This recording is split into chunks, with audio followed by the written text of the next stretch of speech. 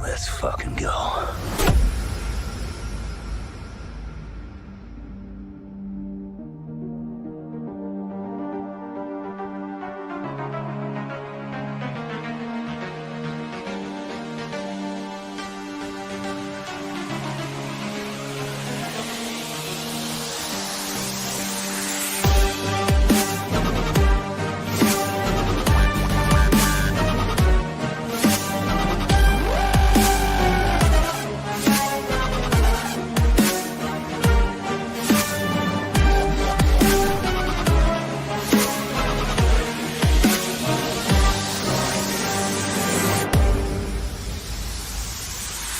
The Emperor has been expecting you.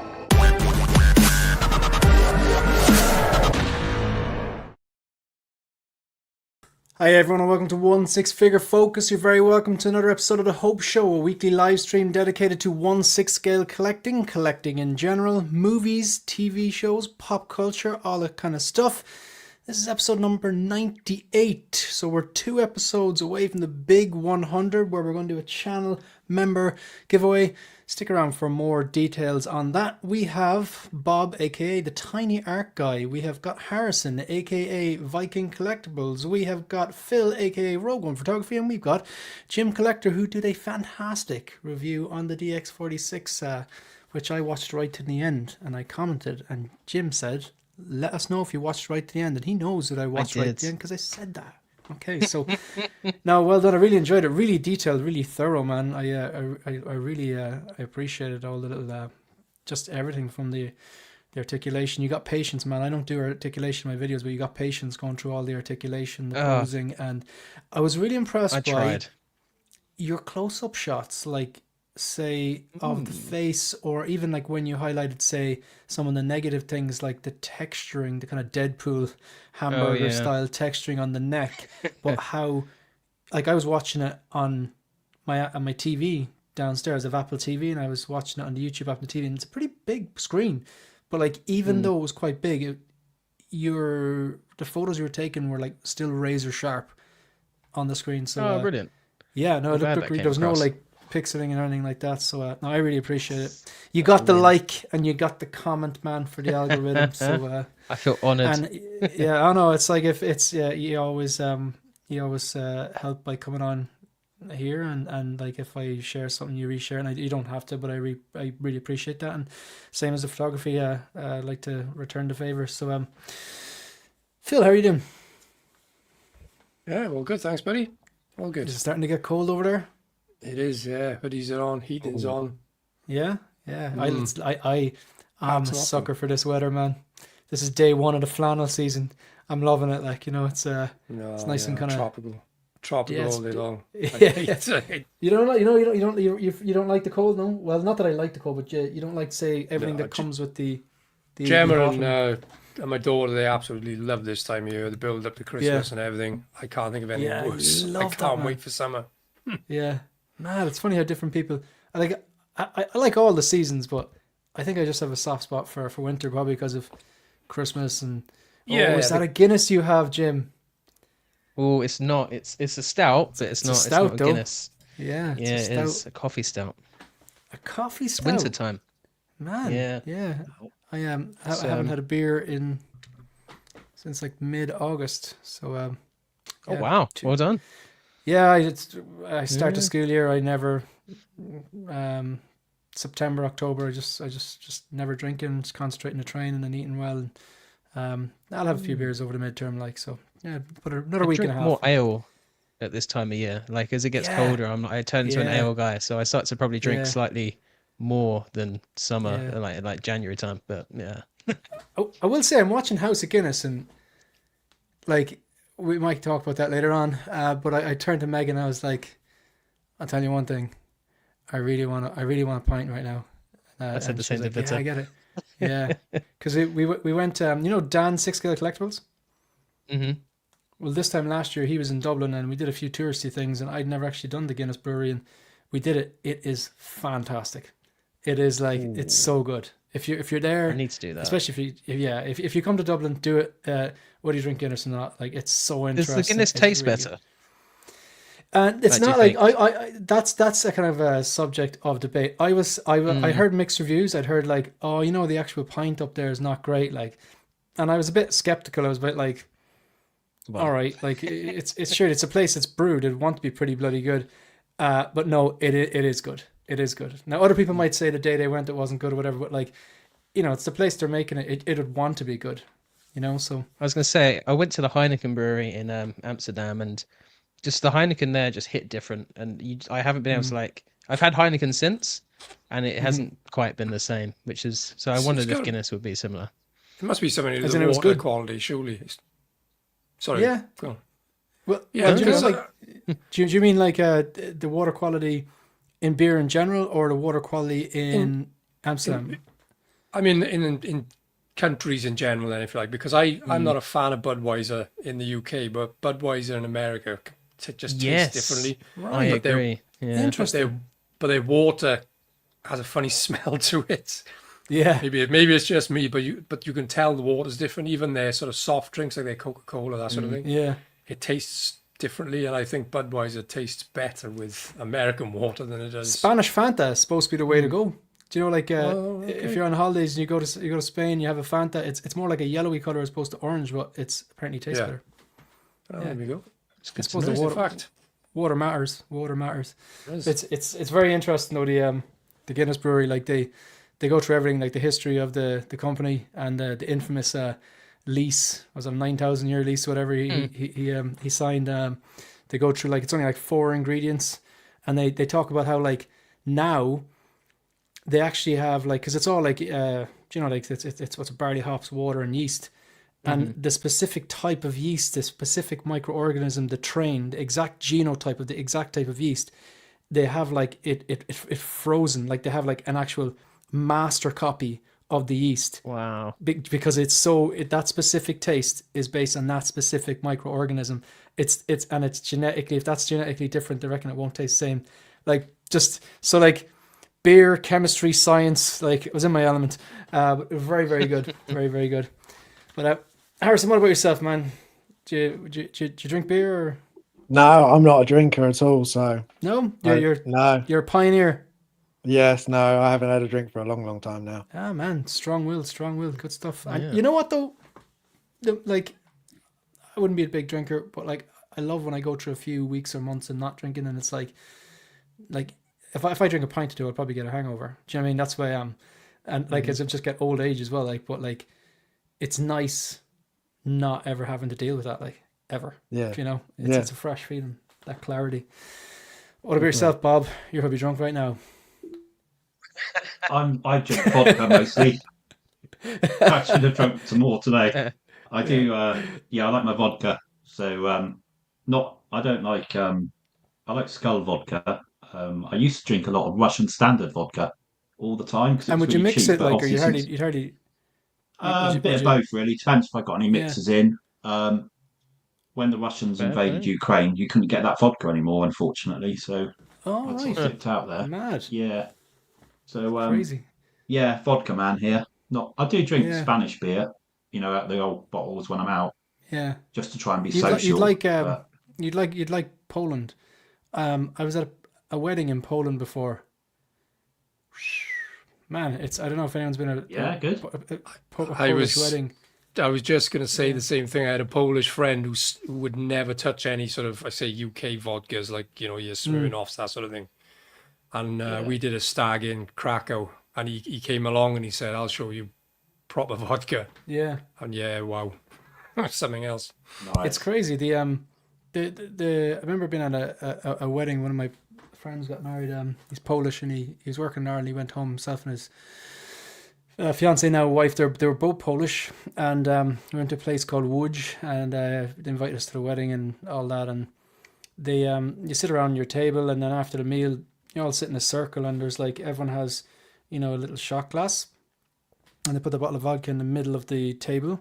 And the culture thing, everyone has a normal size glass with orange juice, apple juice, fruit and stuff like that. And what happens is about every 10 minutes, one person pours a little measure for everyone. And then you stand up and you take you're not allowed to mix it. You just have your little shot of vodka and everyone, you said Nostrovia, I think it's Nostrovia. And then for the next few, like 10 to 15 minutes, then you eat fruit and you wash it down with, say, apple juice or juice. And apparently that's the custom. And then the next person, the bottle gets passed, and the next person pours and stands up. And it's very like all like it's culture. It's very nice, like as They opposed do to it in like Lithuania as well. yeah, it's dignified. Like and then as opposed to the Irish and the English and the Scottish and the Welsh just getting on it, like, you know what I mean? But like, oh yeah, I don't know, man. I still no, I can't keep up. I stayed in a hotel a few years ago, and there was a You couldn't Polish stand wedding. at the end of it. No. I mean, I was outside of the main sort of conference room, and it was a Polish groom but an English bride, and they honestly carried this bride from the doors just burst open, and they were carrying the bride from this room where obviously she wasn't keen on their tradition, or it didn't sit well with her because she was absolutely smashed. And then one of the guests was explaining the same thing. Yeah, you have this round of vodkas, and they top her up, and you see. It didn't work out well for her, so yeah. No, not the way you want to spend your wedding, like. But no, I'm gonna address the chat before. Yeah, I'm gonna address the chat before we before it gets we've got a bunch of comments in here. We got 29 people watching live. Please hit the like button. Please hit the subscribe button. As usual, the pinned comment pinned to the live chat there is: do you want to be entered into the channel member giveaway on episode 100, which is today, 2 weeks, Monday the 27th of October? Become a channel member. More details on that to follow, and of course the link is there. No obligation, but if you want to become a channel member and to be included in that giveaway, by all means do. Of course, we got Rogue One Photographer. He is a channel member, he's a panel member, and he's got a wielder of the blue wrench. He's got the power. We have Bob Tiny Art Guy, and of course Harrison as well. Thank you very much for being here and being on the panel. We got 12-inch Moose Stream. Hello, community of collectors. I've started a YouTube channel. I'm at 49 helpers, I presume you mean subscribers, and one more to get him over the hump. Folks, if you haven't subscribed to, I think it's just called Moose Stream, just go over there and hit that subscribe button. Moose, you got to put up that collection tour. I'm telling you, just get it all together. The quality doesn't have to be great. Just record everything, upload it, and if you build it, they will come. So we've got X-Man Supreme, another channel member. Thank you very much for being here. Who else do we have? We scroll now through. We got exclamation mark Mike. Thanks very much for being here. We got 16 Mike, who is actually the newest channel member, I believe. Thanks very much, and thanks for becoming a channel member, supporting the channel in that way, and thanks for watching as well. Much appreciated. So we got Mike Fail, and we got exclamation mark Mike, and 16 Mike as well. All good, all good, all good. Just scrolling through. We got Vita as well. I think I reshared one of Vita's posts yesterday. Her Instagram is her geeky side on Instagram, and it was believe a photo of Groot. I think that was a Guardians of the Galaxy 3 one, was it? The muscular one, I think it was. No, it was the first one from Guardians of the Galaxy 1. Yeah, right, it I was. see. Very good. Gotcha. Just with the angry sculpt. Yeah. Oh, thanks, guys. It's a good photo. Just trying to catch up. We got Benjamin E. Green all the way from New York. I love when people from like all over the globe are watching, like, you know, so it's just interesting and it's nice as well. Of course, another man from the US of A. The cold isn't necessarily my favorite, but I like the not hot. Yeah, so the enemy of the enemy is my friend. So kind of like the middle of the road. We got Loco Lewis here. I think he was at New York Comic Con over the weekend, or went in for a day. I believe he was there anyway. We got Geo, the movie canon. Thanks very much for being here, Geo. And who else do we have? I'm just scrolling through here. We have got some. Mike says, I'm jealous. I can't drink anything interesting right now because I'm at work. You know what? That's what the weekend's for. Geo is a whiskey man by the sounds of things. I used vanilla vodka with Coca-Cola and caramel vodka and root beer. Interesting. Loco is a whiskey guy. Thanks very much for letting us know. And Woodford is his brand of choice. I've never heard of Woodford. What did I have? Redbreast. Very good. Very, very good. I'm just trying to catch up with everything. So I think we're more or less up to date. And We have got Stanley. Where's Stanley? Chat's all over the place. Stanley, where's Ian? I'm not sure. Not sure. He's. I think he's taking a step back from streaming for a while. I'm not entirely sure. Dogito, another channel member. Here we go. Good to see you, Phil. No hat today. Do you usually wear a hat, Phil? Occasionally. Occasionally. That's here. 50-50. 50-50. All right. So will we? I guess we'll take a look at something. Do you want to choose, Bob? We'll get something. Yeah.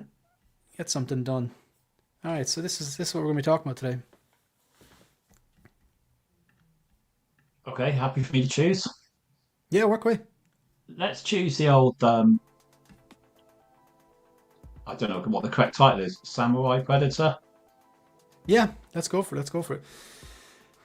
Okay, it's going to add that to stage and have it lined up already. So, yeah, what do you think about this? I'll just get the details in terms of the price. I think this is around $400, but what do you think about this, Bob? Well, I was quite bowled over by it, to be honest. I saw a couple of early reviews today. As a figure, I just think it's right up there with the best I've seen, just in terms of the quality of all the little details. I'm not a Predator collector, but this kind of just made me think this is just, every now and again a really, really good figure comes along and you just appreciate it for what it is, I think.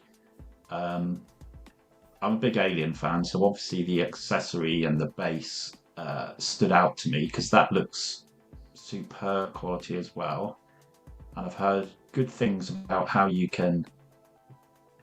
just get the one head that comes into two parts. So I think you can choose to display it as a whole alien head or the two halves, which again is very clever. But I just think from the angles of all these shots that I've seen, especially the one from the back and the dreads, the level of detail. I'll just flick through here until I get to that one. Is that the one? Yeah, there was that one, and then there was a closer up one, but I can't think of that one. I can't think of a figure that's offered so much. I know there's some artistic license with the positioning of that base there, because I don't think it's quite that big. But I can't think of a figure that is more impressive in terms of detail, especially for a, what's the word? Trying to think of the word. A non-Iron Man, so it's not all in the armor and the engineering. It's a more. You mean a more like organic creature? Yeah. Organic's the word I was thinking of. For an organic character, and just the close-ups of the mandibles that I've seen. Mandibles, are they called? Around his face. Mandibles. Mandibles. Thank you. Just super impressed. I don't know if I get it. If I had a lot more money than I do, I would definitely get it, just because I think it's going to shout out from your display. And I love the way they've done the red on the armor. It's got a very strange kind of luster to it. It almost looks like pottery or leather or something different. It's not like a real poppy.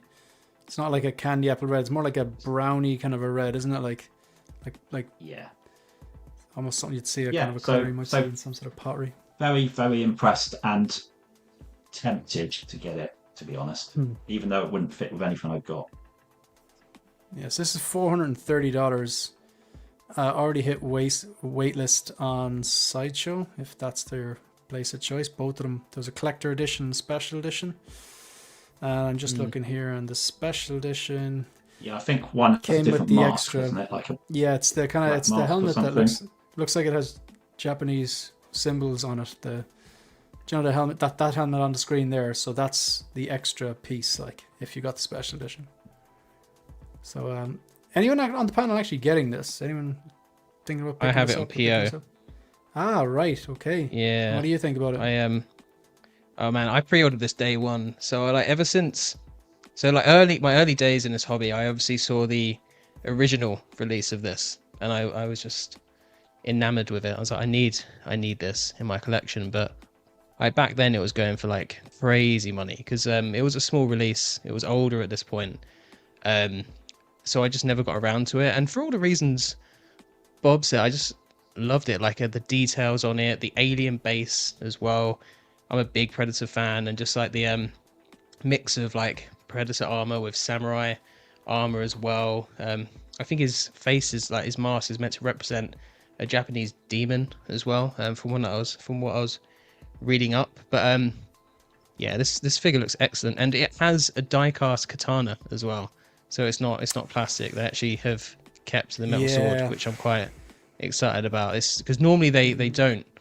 They mix it up, but I mean, this is essentially a repaint, because I don't think they've changed anything else apart from the additional mask and repainting some of the details. I think that damaged sword looks different from what I remember, but the original Arna wasn't that vibrant red, which I was talking to Harrison a bit about this as well.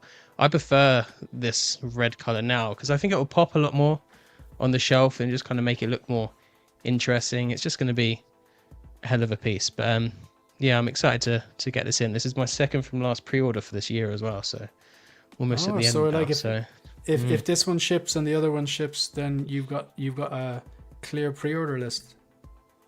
For this year, yeah, obviously I've got a couple of things for next year as well, but I think it's just this and the Romulus Xenomorph that I'm waiting to kind of get the invoices for now. So yeah, looking forward to it. Those two franchises are, if they're not already merged, they're about to be merged, top billing. super merged. Yeah, this is going to work quite well with the new Badlands film and Alien Earth is interesting as well.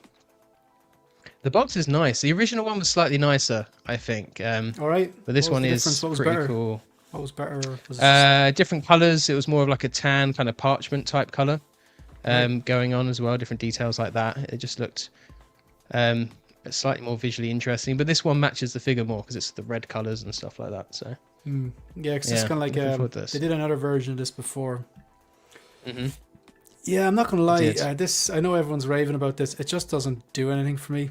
But like, yeah, I could get that. It was never going to. He's not based on anything. Like, I think it's loosely based on a book, but not really from an actual comic book. Yeah, like it's just interesting.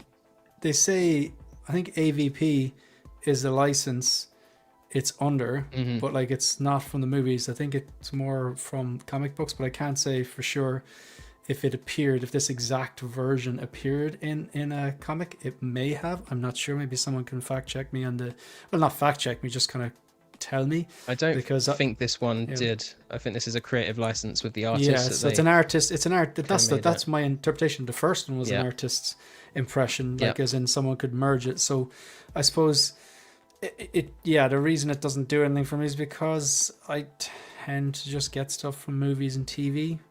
And even like if I was to get something from, say, a comic book, I know, like say like The Dark Knight Returns Batman, it would have to be something I've seen. I don't really go in for the kind of whatchamacallem, the artistic pieces or well, they're all artistic pieces, but like the artistic pieces that are kind of branded artistic pieces like this, like the ones that they just say, hey, you like Predator, we're going to give you the license, do whatever you want, that never appeared in a movie or never appeared in a TV show, or never appeared in a comic. It's not something I'd be interested in.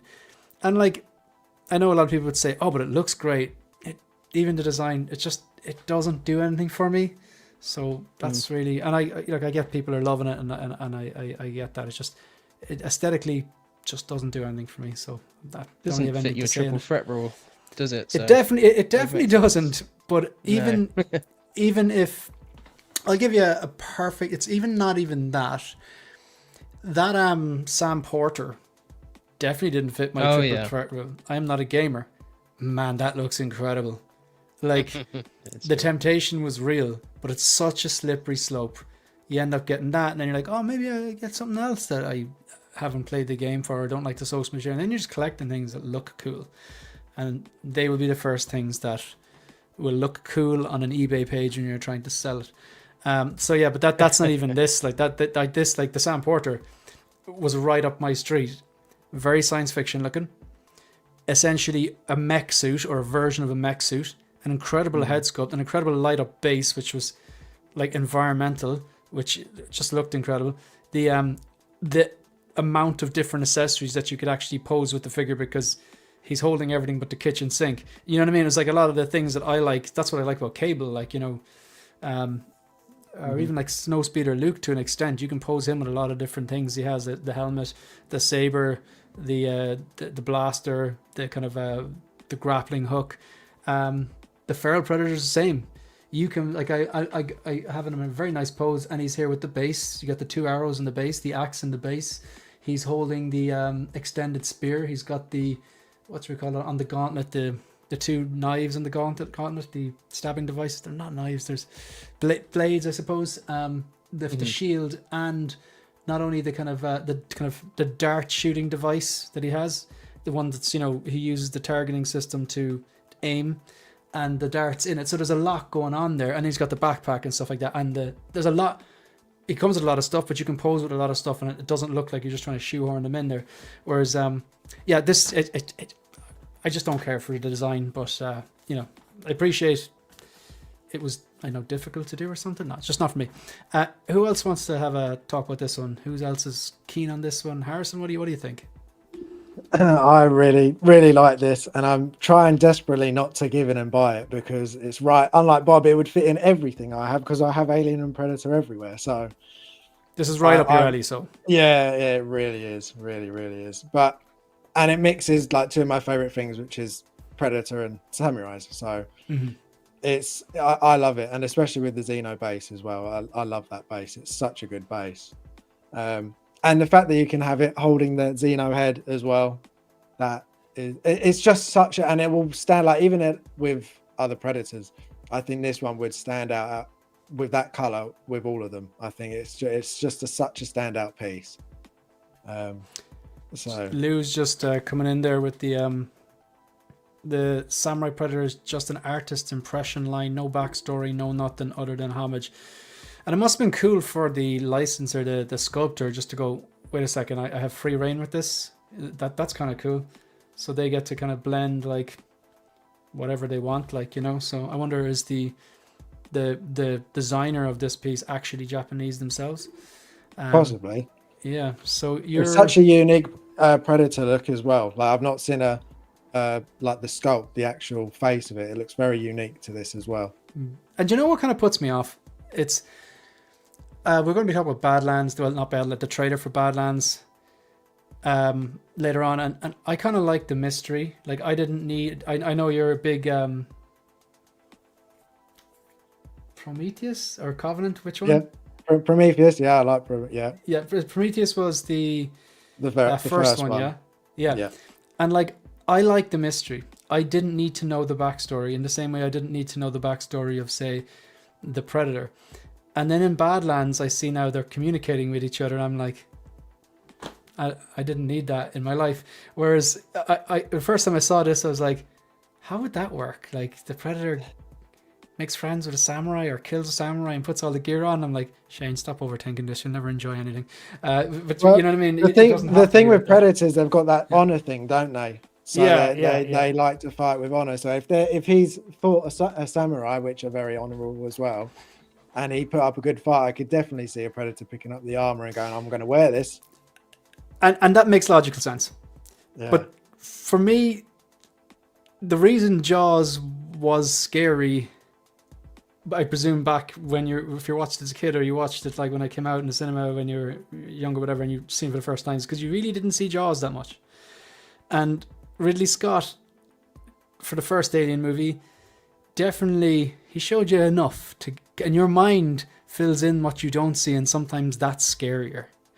And I really like that approach to filmmaking, and I find that sometimes, especially maybe more modern kind of horror movies, they have me right on the edge of my seat, and then they show a monster and the design isn't great, and it completely takes me out. Yeah, you know what I mean? I'm like, oh, come on, you were doing so well.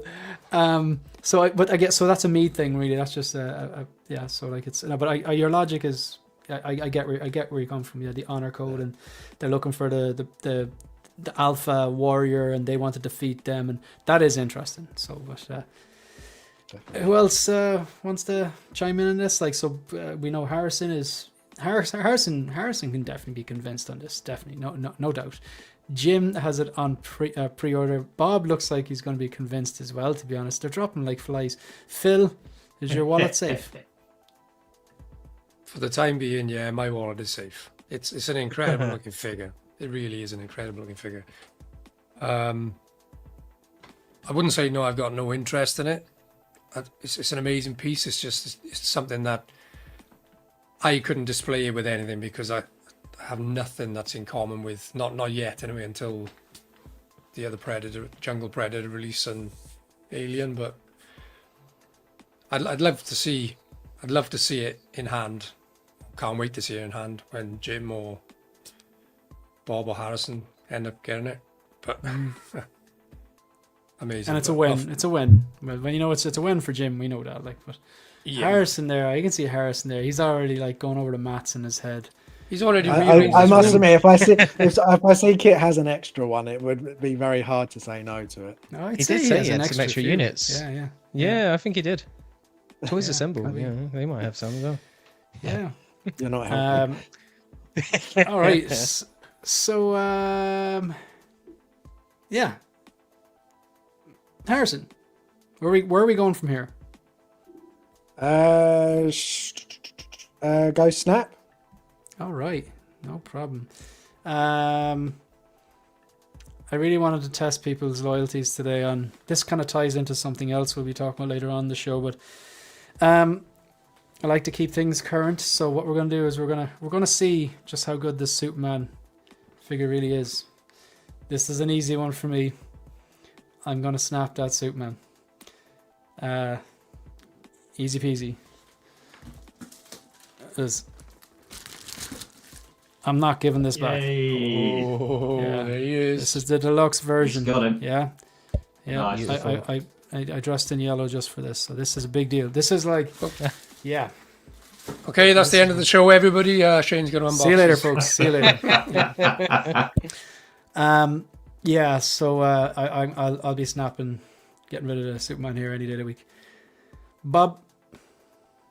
Yeah, easy for me. I've got my Wolfie behind me here. I don't like this Superman figure at all. Yeah, so easy snap. Get rid of Superman for me. I'm hearing a lot of people on streams over the last few weeks saying they watched the movie and they liked it at the start or loved it at the start, and then they watched it again and suddenly the love has faded to like and the like has faded to this is a bad movie. Yeah, Myself and Eddie were there from the start, folks. We were unwavering in this, and we were accused of being the negative Nellies. But yeah, look, I think sometimes people have trouble separating hype and quality.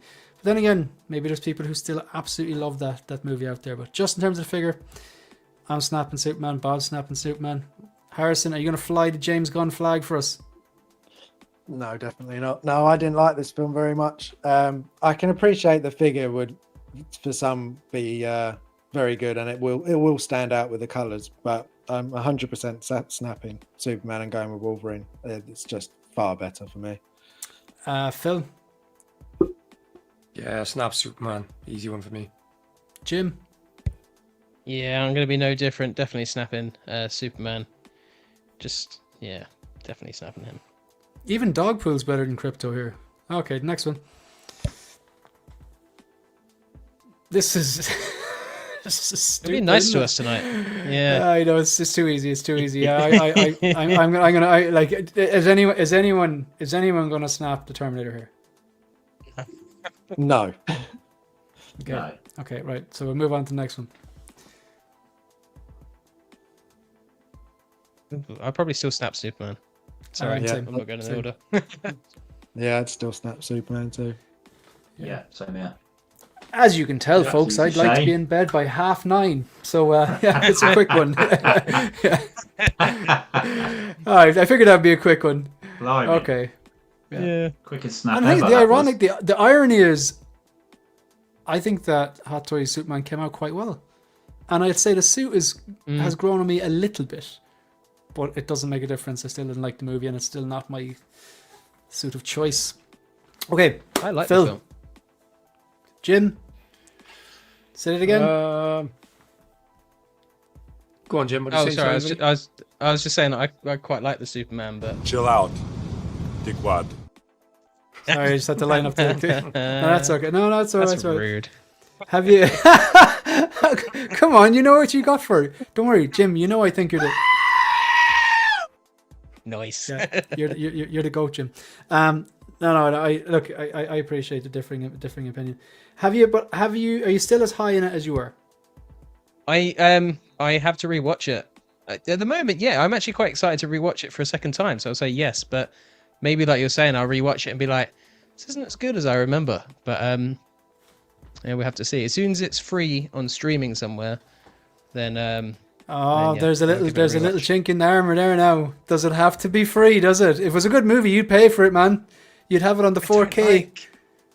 DVD, I would maybe buy it, but I'm trying to be DVD. loose. DVD. All right, I meant 4K DVD, like whatever. Still not a thing. 4K. 4K, yeah. Ian Fiend's watching now. He'd be ashamed of you. He would be. No, I'm only joking, Jim. I don't bring you on here to agree with me. That's a boring show. I like the differing opinions. Okay, so and we've heard your take in The Dark Knight, and you know, we nearly fell out over it, but god damn it, not really mess. Phil, what are we talking about next? Okay. I have a feeling it's intrigued me since before we came on live, I know what you're going to pick. but I'm convinced Tina Turner is the best of something. Yeah, man, very good, very good. I love it. I love it. I love it. I love it. Detective Yeah. Exorcise the demons. Comedy aside, that scene was very good. How he figured out. Did you remember that scene?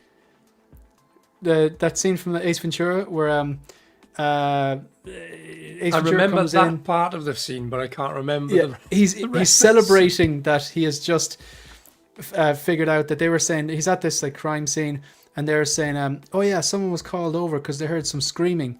It must be when he fell from the balcony." But then he goes outside on the balcony and he closed the balcony while screaming.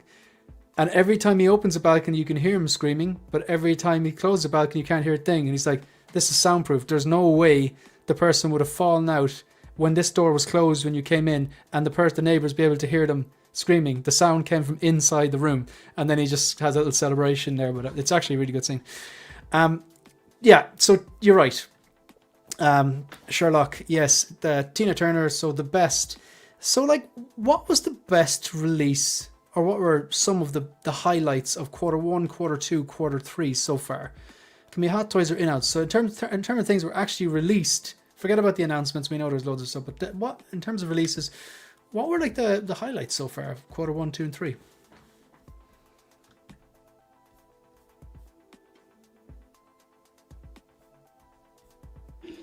That's got us thinking, isn't it?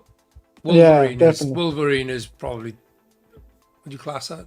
Yeah, that'd be Q3. Yeah. Yeah, Wolverine was Q3.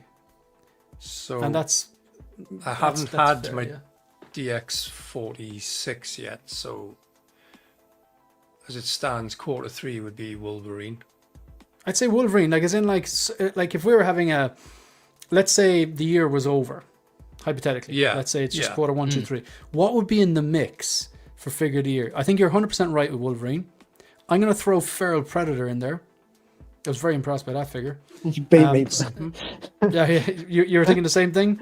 Yeah, It's pretty impressive. it is really good. You know, has Came a out few, this year. Yeah, it did come out this year. Yeah, Wow. it came out. It's been a long year. I think over the summer or before the summer. Yeah, definitely. So we got like the yellow and blue Wolverine suit. You got Feral Artisan Joker 2.0. Did they release that? I think that was last year. That was last year, yeah. But someone mentioned the Artisan Black Widow. That's probably in the mix as well. That was pretty good. That What was else- what actually else a you have? really solid release. Yeah, definitely. Trying to think what I else. was quite Yeah. surprised with the Arthur Fleck Joker as well. I didn't have that on order, but when that came out, I was quite blown away by that the one. in-art That's or fair. the The Hot Toys. The Hot Toys one. Yeah, Yeah. that's true. I was going to say, I was looking at the in-art 4-pack, but that was last year. It was like a few days before New Year's Eve. And the same as Paul Atreides, a lot of people like myself and Jim got them this year. But that's actually a 2024 release. Oh, Paul has fallen over. I just noticed that. That sucks. Oh no, Damn it. Is he right? not on his No, face. we're losing him. No, he's fine. He just fell back onto his backpack, like, so it's fine. Breaks fall. No, he's in a case anyway. He'll be grand. But yeah, I'd say the yellow and blue Wolverine suit surely in a mix. That Black Widow art. Can I throw in a special mention? I don't think he'd win, but the episode 3 Darth Sidious is really quite good. Oh right, yeah. As a figure, he's not like I guess the main look of him, but the hood works really well. The sculpt's gnarly. You can you can actually kind of have him. He comes with two sabers, so USB, non-USB, but you can actually pose him as if he's got two, like from the Clone Wars, which I quite like as well. It's got good posability. The tailoring's nice. It's just all around solid figure, and it photographs and displays really nicely. So that's definitely, I reckon, a good honorable mention. It's been solid for releases this year.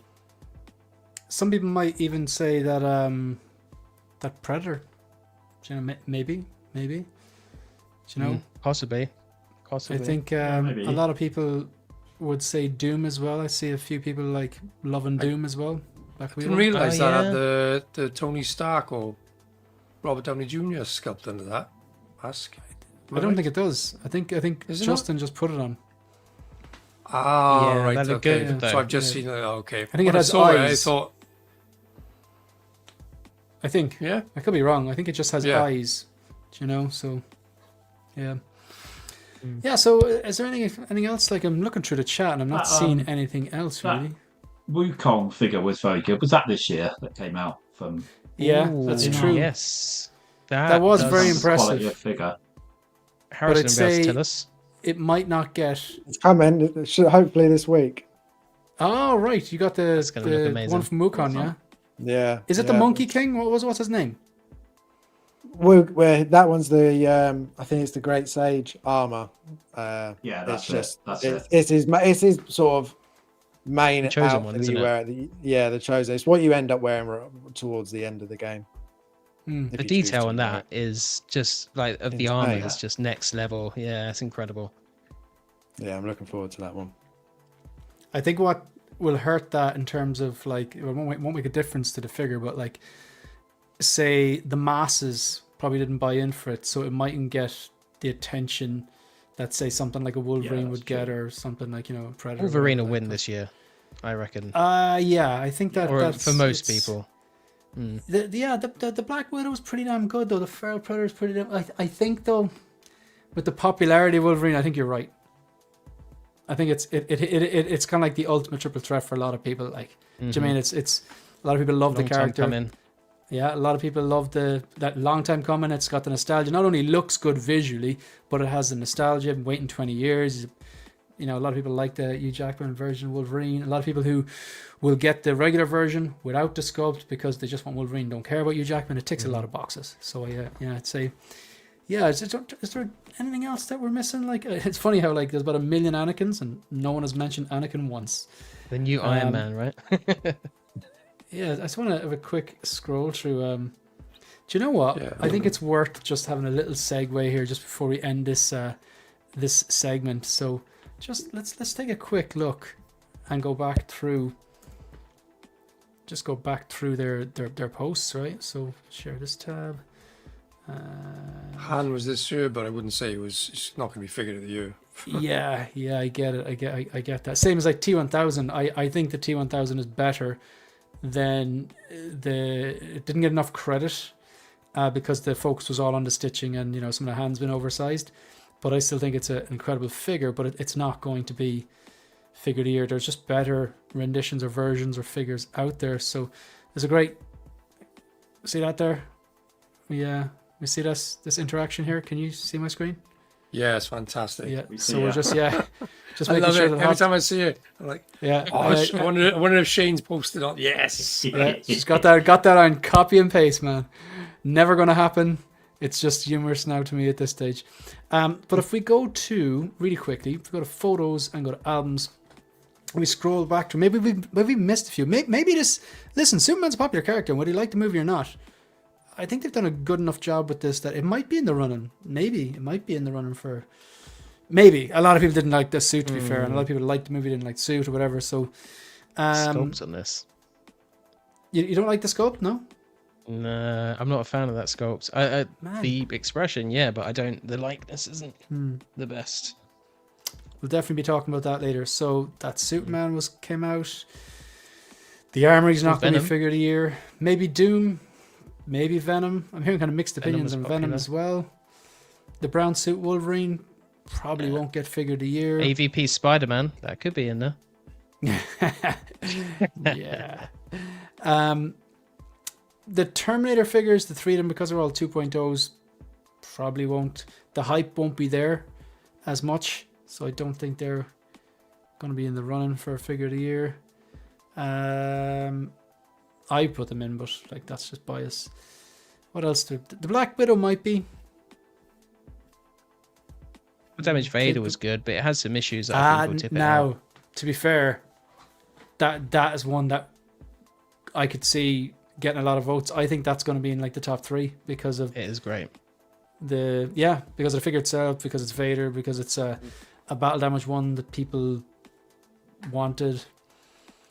Yeah. I'm trying to see if there's anything Bond's else we not come might have out this missed. year. Yeah, Bond came out. I just don't think it's popular enough to be figure of the year. Like a lot of Americans don't really. I don't think a lot of Americans care as much about Bond as say like people in England, Ireland, UK, It's probably Europe. true. No. I know he's still popular, but like maybe with younger people not so much. Like I've heard when that came out, I heard a lot of people say like Eddie or Mike were saying Mission Impossible was Ethan Hunt is what they wanted. Yeah, I don't know. Have we missed anything? I feel like there's like 1 or 2 figures that we're we're just forgetting. The other Anakin, the Smolder, Blue Steel Anakin. Did he come out this year or was that last year? He did, yeah. I think he came out, yeah. Same as that Yeah, Joker. with a funny face. Yeah. Some yeah. people like to seem to like that Luke Skywalker, don't they? The Dark Empire. the dark, yeah. Yeah. He does look good, actually. It's not one I pick up, but he does look good. Shin, she was quite good, but I feel like she might have been forgotten about.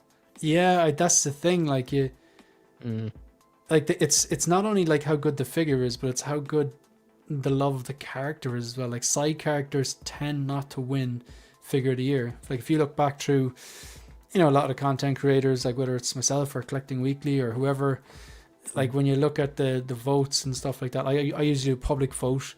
And then you just give my own opinions as well, and they're definitely not always the same, but it tends to be main characters that get the top 3. I remember Hera was a big deal when she came out, but I haven't heard anyone mention her in ages.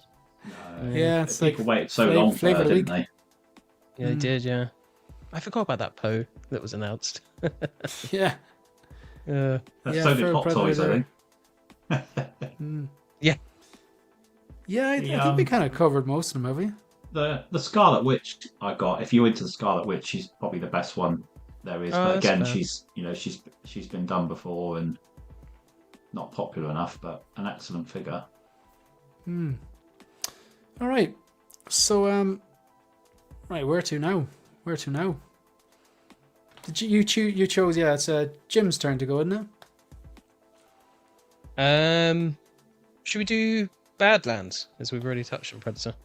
Yeah, like just want to touch on it briefly. Have you watched the trailer? Yes. Yeah, a few couple of them. times. Yeah. General thoughts? Yeah. Does I'm anyone liking get it a more and more. sense that this is like the MCU of Predator and Alien. Yeah, it's becoming And, like- Disney-fied, isn't it? A little bit, and I'm kind of with Harrison as well, because I'm like, there's bits of it that I'm like so up for and so excited about, and I think there's like 2 parts of me kind of fighting. There's a bit that grew up with Predator as like a horror sci-fi more monster, and then there's a bit of me that's read the comic books, which expands on the lore. And Harrison, what you were talking about like their honor and stuff like that, they touch on that in Predator 2 a bit more than the other Predator 1. But like, I like that they expand on that. They talk about the tribes and stuff like that as well. So I think that's quite interesting. So I feel like this has the possibility of being really good. And it's the same director that did Prey, isn't it? And he nailed that. And didn't he do the Killer of Killers. animation? Yeah, that's it as well. He did He did that, and I liked some of that, but not all of it. And I think, Shane, what you mentioned about when they explain a lot about something that was previously something scary you didn't know about, and the mystery is part of the interest. Like, there's a lot of room for error in that, and I reckon if they do it good, yeah, exactly. And I think if they do it good, it's going to be really, really good. If they don't, then it's going to be bad. And I know they're not the same directors, same writers or anything, but I think Alien Earth left a sour enough taste in my mouth overall that I'm worried that this will be similar. Sour.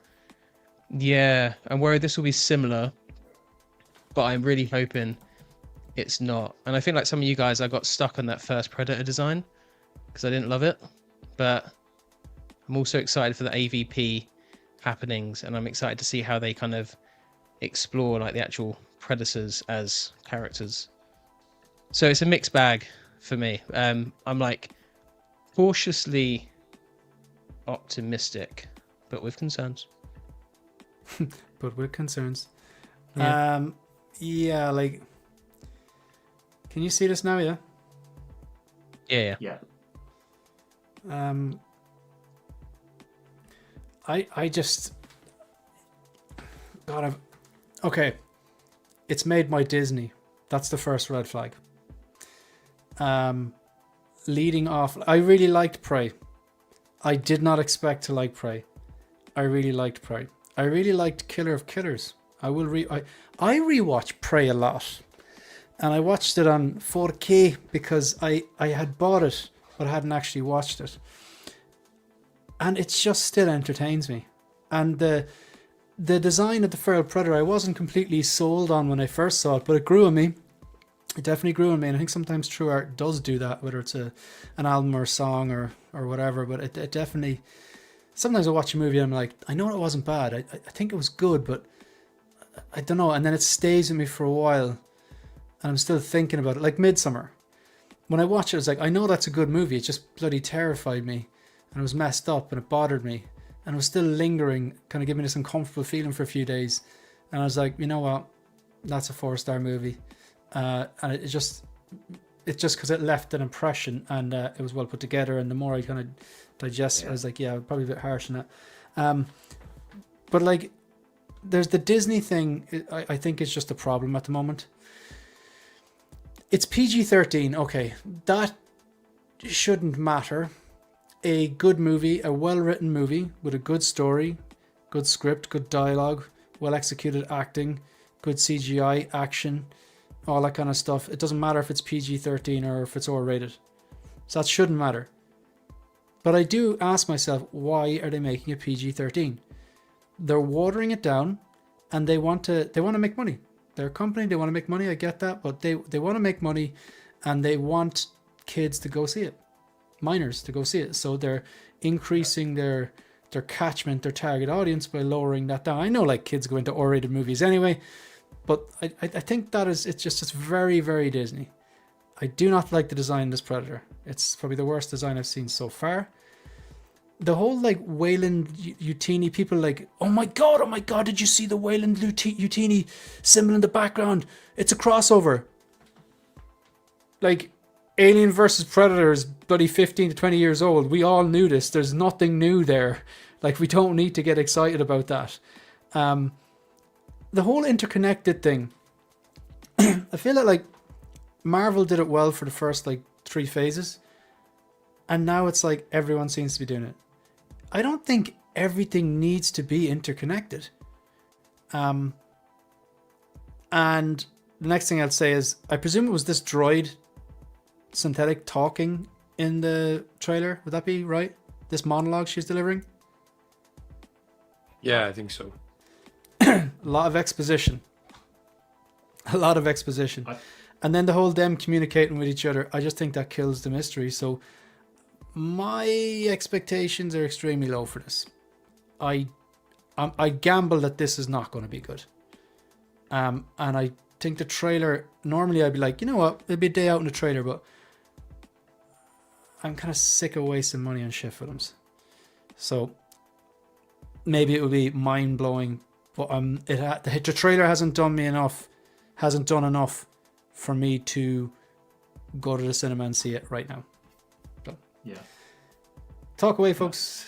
Please counter me. I actually found the droid, the girl, the most interesting part of the trailer. And that's bad because it's not a droid movie, it's a predator movie. Do you know what I mean? Yeah. You want to see these feral predators. Sorry, go on. Same it's very issue much Alien like Earth with had. Alien Earth.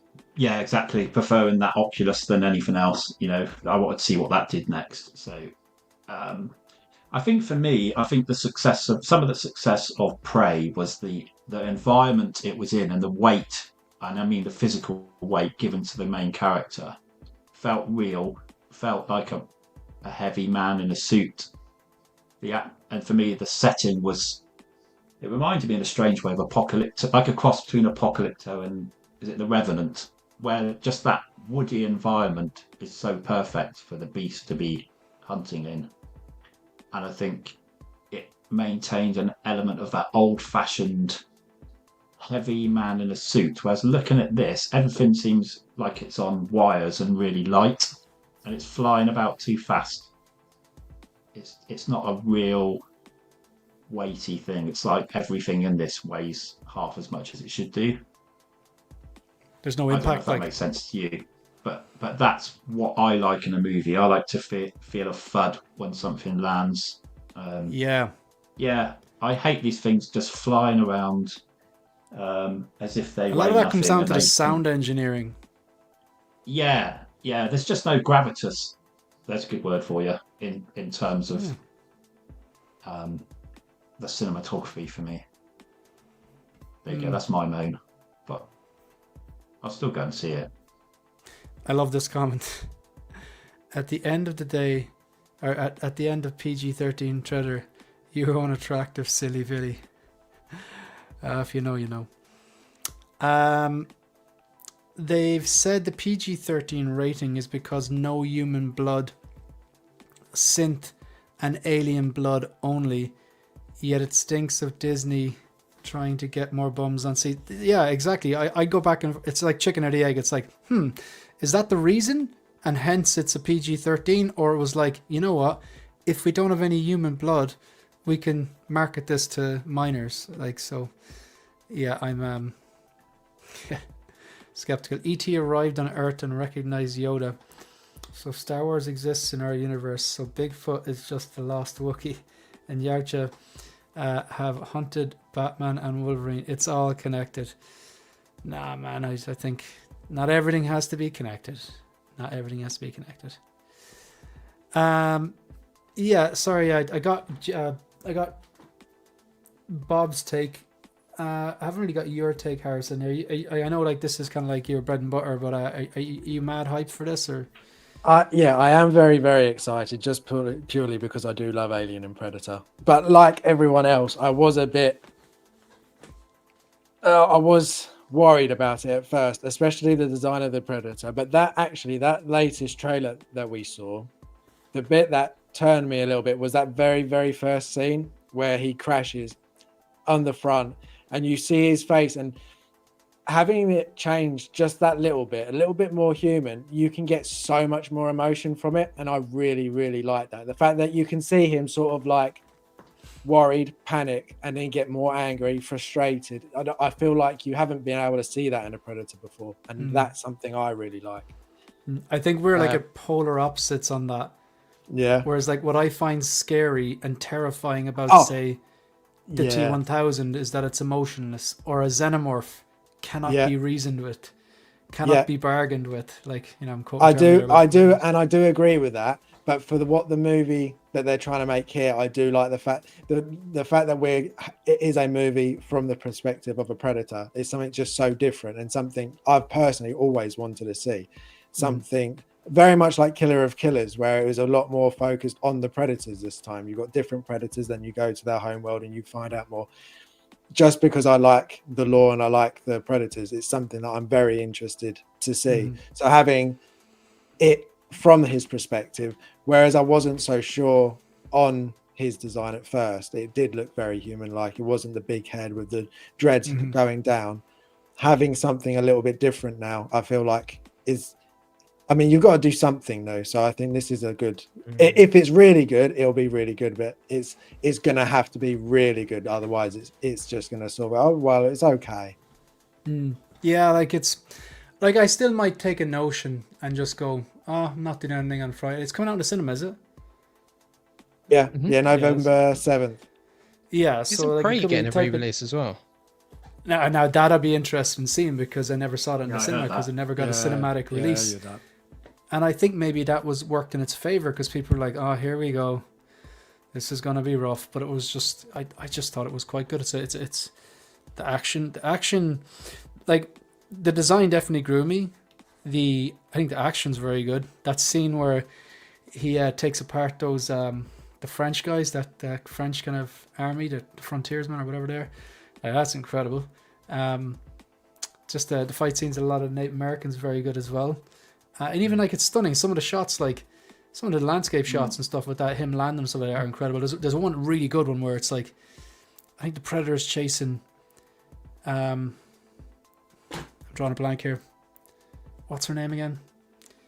The lead. It It starts with an N, doesn't it?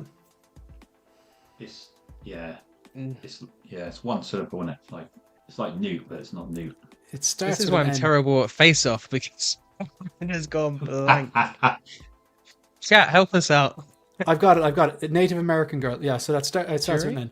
Right. So no, it's not. I don't know what I can't remember what it is. Someone in the chat will remind us what it is. It Naru? Naru, yes. I think it's Naru. You're right. So Yeah. she's kind of trying to escape with one of the other guys, and she just hears the whistle of a dart being shot, and she just pushes across him. the field. And It goes, and then across there's the field. a bird's eye view. A bird's eye view of them being chased, and you can see just the high grass being parting. Little things like that, I think they're quite It's good the in the same way that, environment, like, it's I environment. It's reckon- like that's part I of reckon you'll making a get that. movie. Pardon? I reckon you'll get that. I think because what Harrison said, actually, I agree with him. That first part of the trailer where Predator's having that moment and he's like breathing quite hard, that felt quite intense, cinematic, and quite personal. And I think you're probably still going to get a lot of that really nice cinematography and nice scenes in this. So I think at least it will have that element for sure of like nice cinematography, well done scenes, and moments like that. I think that's one of the highlights that this will probably have. So looking forward to that. And like don't get me wrong. Like, I mean, a movie can be shit and have nice cinematography. Nice cinematography true. isn't going to save it. But like, you're Very going true, to the actually. cinema. The medium is a visual medium. Cinematography is extremely important. Do you know? Otherwise, just read a book or listen to the radio. Do you know what I mean? It's like it has to visually look good, whether that's like the composition or the angles they choose or the lighting or the color palette or the CGI.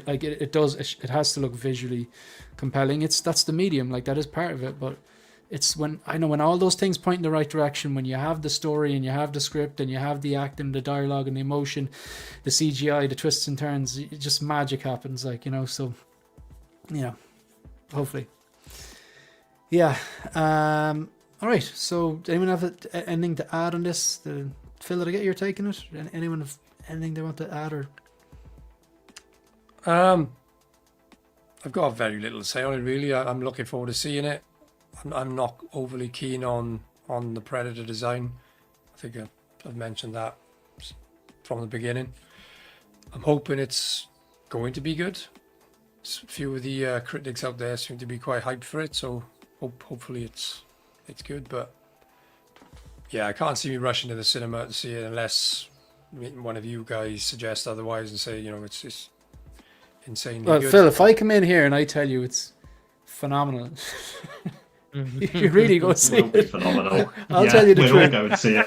What did we watch? Sorry, actually, did you see that post I shared of Alien Earth?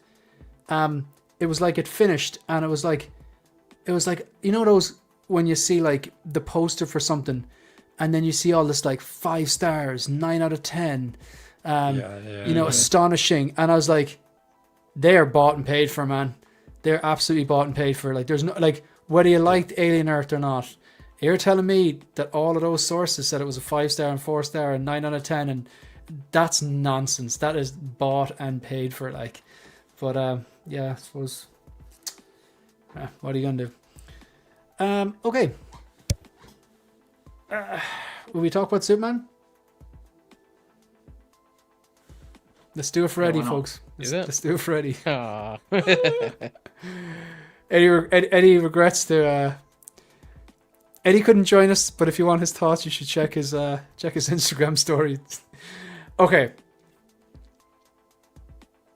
No one wants to hear my opinion on this movie, so I'm going to keep it to myself. You know it anyway. I think this looks good, though. Like, okay, that particular image doesn't look great. That's a terrible pose and not a great photo. I like all these close-up shots. I like the way the S is really almost 3D. I don't know if that's screen accurate or anything, but I think it's a nice touch. I still think Crypto looks rough as. I actually disagree with Jim on the likeness. I can see David Cornsweet here. I think the hair sculpt looks incredible. Do I think it's the greatest sculpt ever? No, but I think it's a strong 8. I would say this is a W and not an L.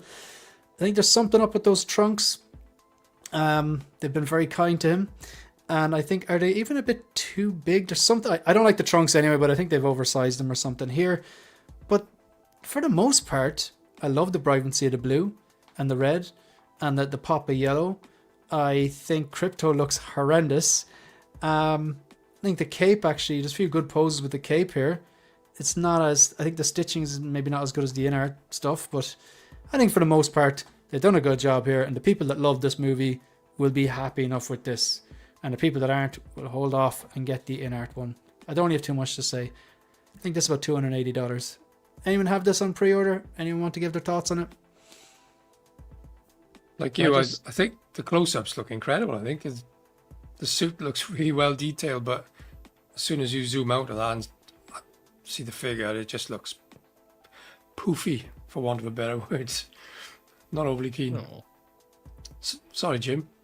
But again, I agree with Shane. I think the head sculpt isn't that bad, but I'm just not overly keen on the suit. I just think it looks too bulky. And yeah, those pants. Those pants look oversized. What's Finch? Well endowed. It's like fat and hench. It's like fat bulking hench. season.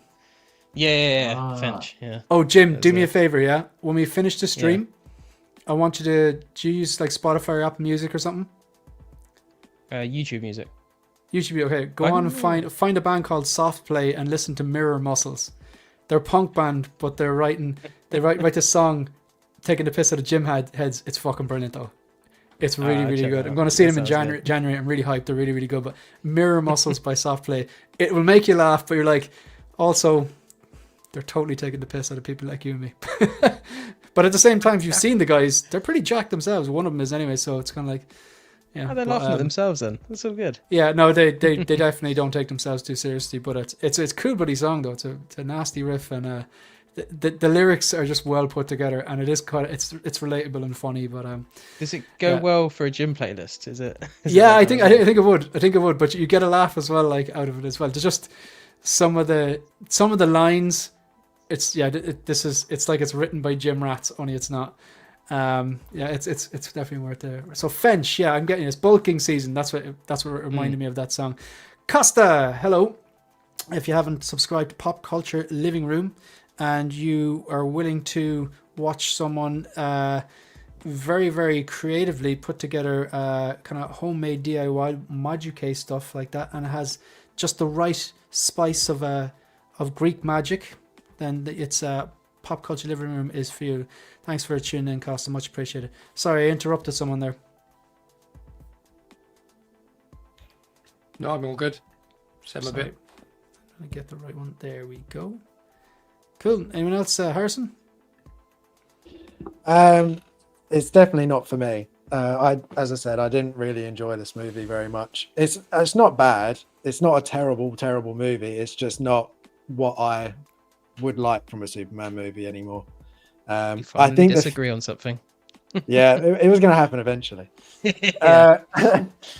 It's the figure though. I do think it's come out pretty good. It looks like they've improved the little bits that people wanted them to improve, like the S to the belt. I personally don't I know this people will hate me for this. I don't actually like the base to this one very much. I prefer the INART base, personally. I'm same. I agree on that. Yeah. Yeah, It's simpler. It's more elegant. This one kind yeah, of looks like a big exactly. chunk of plastic. yeah. But I mean, it's, as I said earlier, it's definitely going to stand out on a shelf with all the colours and having the yellow as well. But I'm more of a, unfortunately, a Cavill fan, so I like his suit. There's something about his suit that's I've always liked that. In like every rendition of it, from Man of Steel to Justice League, the black suit. Same, man, same. It's just, I like I'm as much as people don't like it. I very much like the idea of Superman being that godlike figures and having him from from not from this planet and having a suit that looks like it was not from this planet. That's what I like. Eddie would love you. Everything. If you just said, if you just said, give Superman a sword, man, sold. Eddie loves swords, man.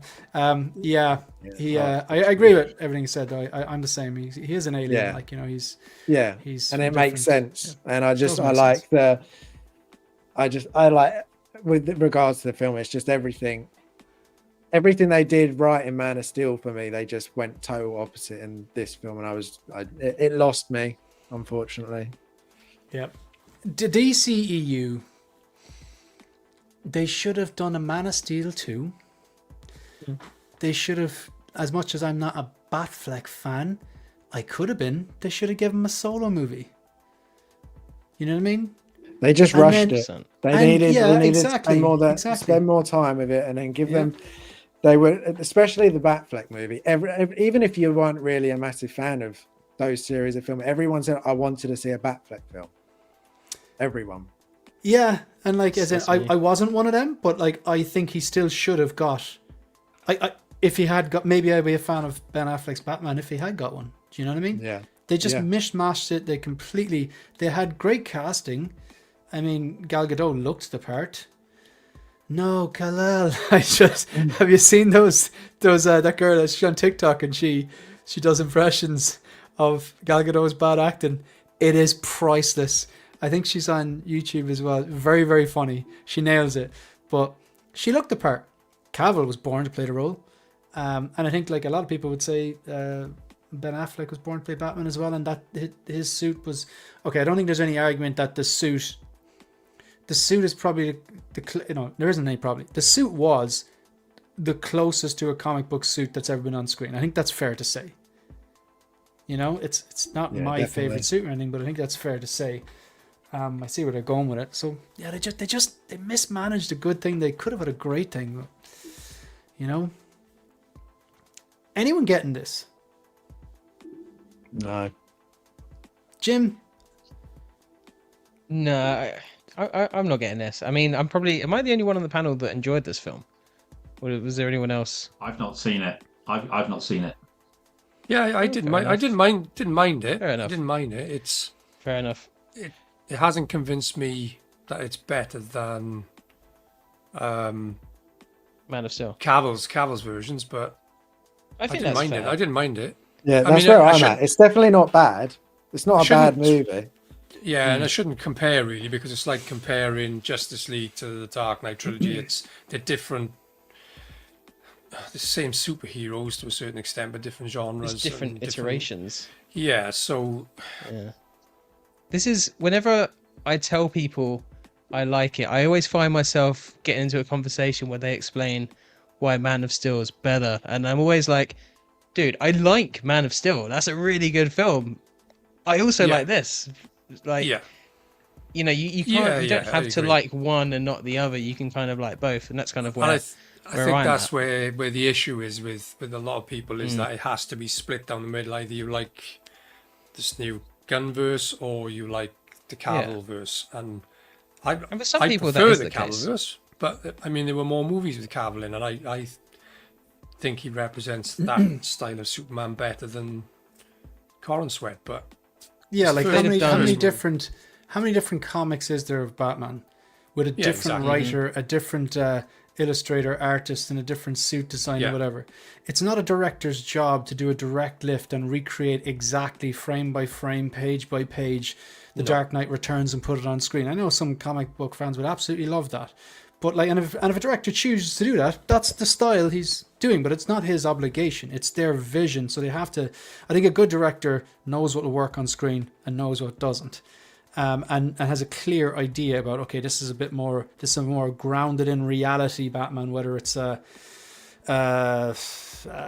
Matt Reeves or Nolan, and then it's more like kind of like gothic. You don't really know if it's modern time or if it's set in the 50s. Keaton, and then you have the really kind of lean into the comic book stuff, and you got monsters and stuff like that, and God's Snyder, you know. So, and then you've got like, I'm just going to take a random bunch of eclectic characters that no one really knows and put them together and make a Superman movie out of where Superman was starring but not be the main character, because Gunn, that's what he does. That's what he does.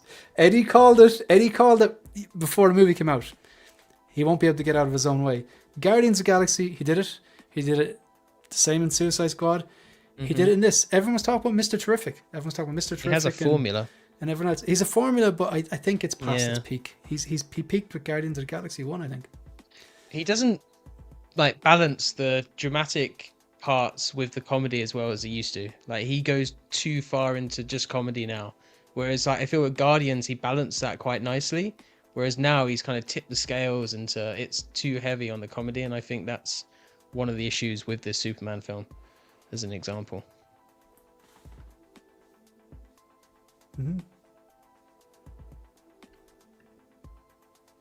Well, that's a drop mic moment there. No 4K for this. Wow, that's saying something, because he bought Joker 2 on 4K. Bollocks. He He did though. He did, but like, man, I didn't think he wasn't going to get it on 4K though. To be fair, but yeah, that's he's putting it in the same category as the Acolyte, because he doesn't have that in 4K. Just forget about the Snyder stuff.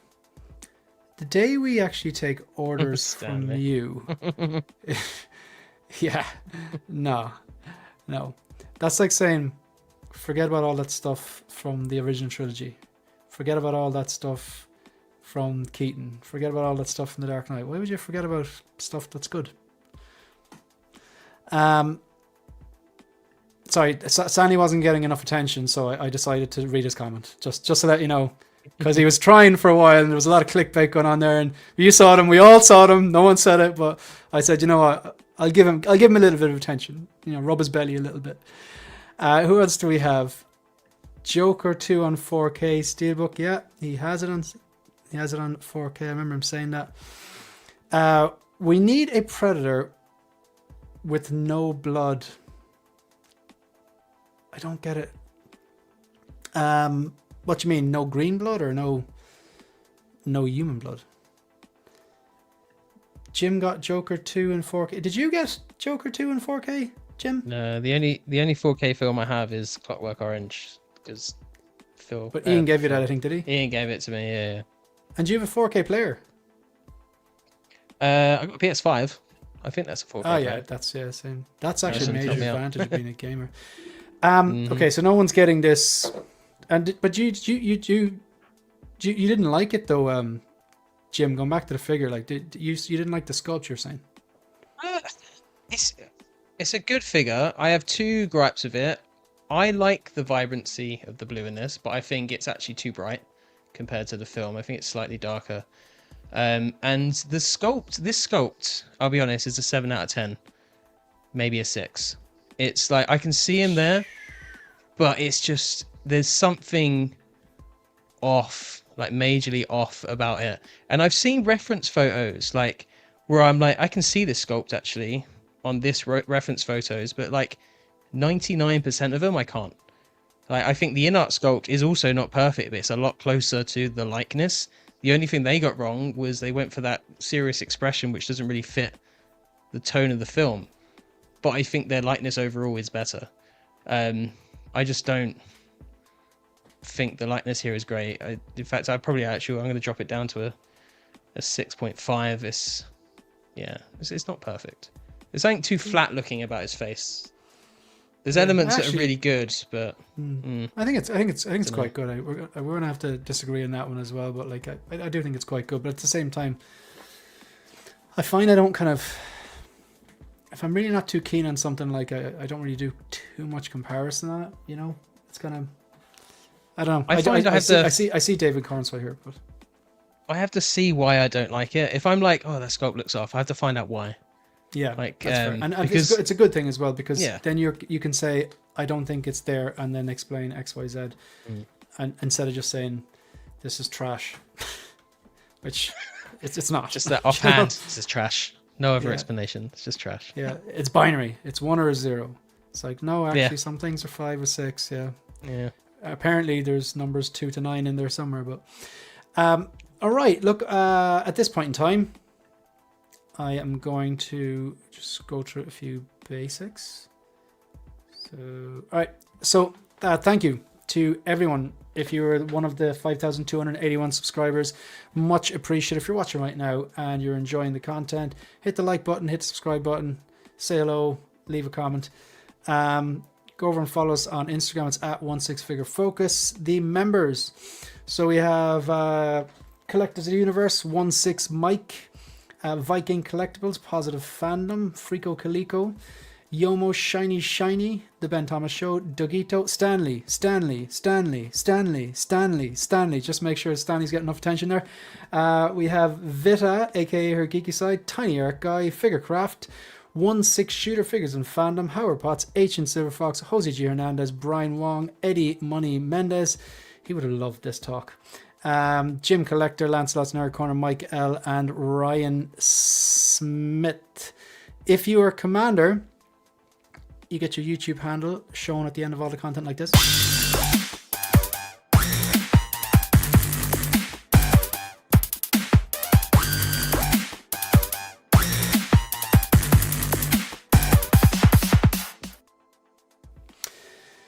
So, the giveaway. This is episode 98. Next week is 99. And on Monday the 27th of October, it will be episode 100. In order to enter the giveaway, you have to be a channel member on the night. You can join on the night if you want. It's in aid of the Hope Show 100 episode.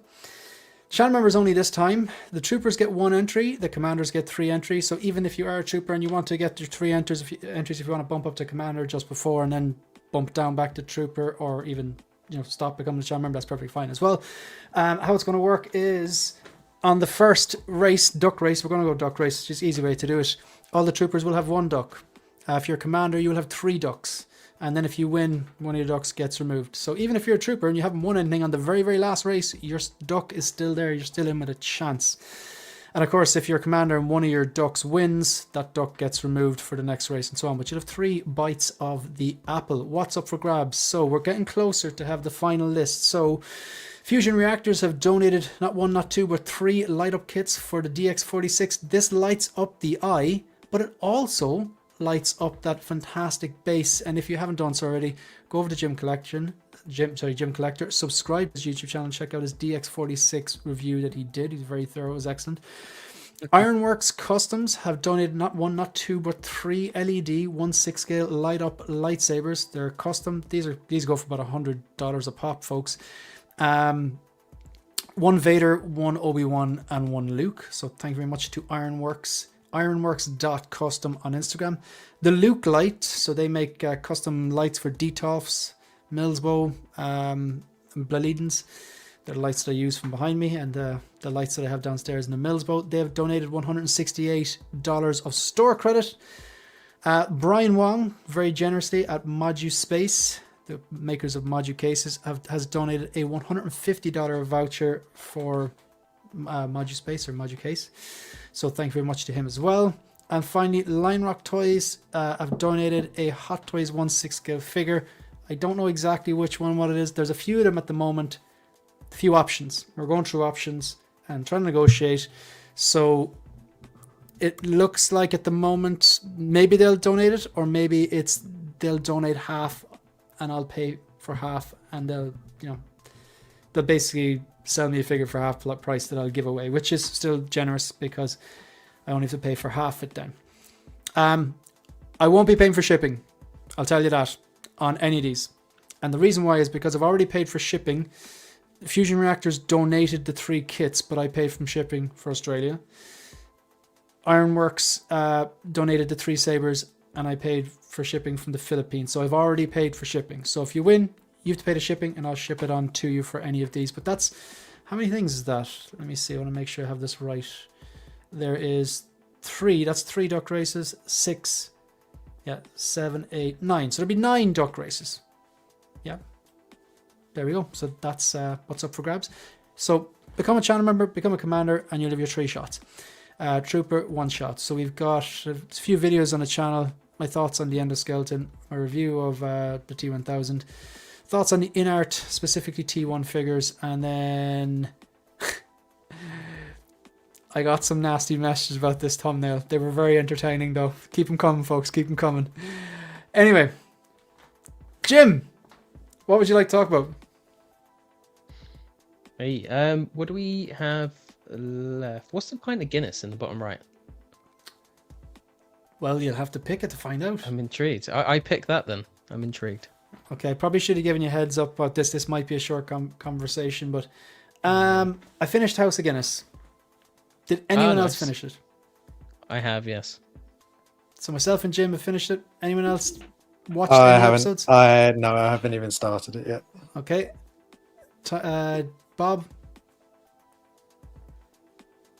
Oh, I totally lost that. What are you talking about? We're talking about your favorite places to vacation. No, we're House of Guinness. Have you watched any House of Guinness? No, because you said you put me off it last week, and I've just finished Ed Gein, so I need a break from Ed Gein. I finished that. Fair. So no, is that scary? No, it's terrifying. Sort of. I won't do a spoiler. The parts of it that were based on the true account were fantastic, but then they tried to get creative. It's a lot of creative license, isn't there, from what I've heard? And for me, it lost a lot of its realism and authenticity, but with each to their own. Didn't they do that with Dharma as well? Yeah. Because that was good. Serial killer movies now. It was good. Yeah. They have to kind of get into their minds and make things up that didn't really happen, just to make it more of a less grisly, probably, and give a bit like we're going behind backstories. But they make these up, you know. They tell you he was talking to people he didn't talk to. They told you he was having thoughts that he never had. You know, the bloke was just a sicko and like digging up bodies and having sex with them. That's it. That's what they should have stuck with. Yeah. Dark stuff. Team Mar said, you had me until you compared Snyder to the OT. No one compared Snyder to the OT. No one did that. What we're saying is that, like, should you forget about... Stanley said forget about the Snyderverse. And we're like, well, no.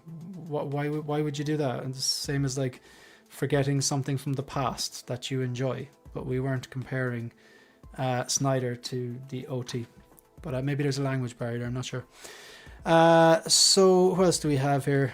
We have, may I become a double commander? What I'll do is I'll set up a 3rd tier for you, Moose, and for the drop down price of €100, I will give you 6 entries, no problem. You can be like the six. You'll have 6 ducks. Hell, you know what? I'll give you 10 ducks. Okay, so that'd be €100 for 10 ducks.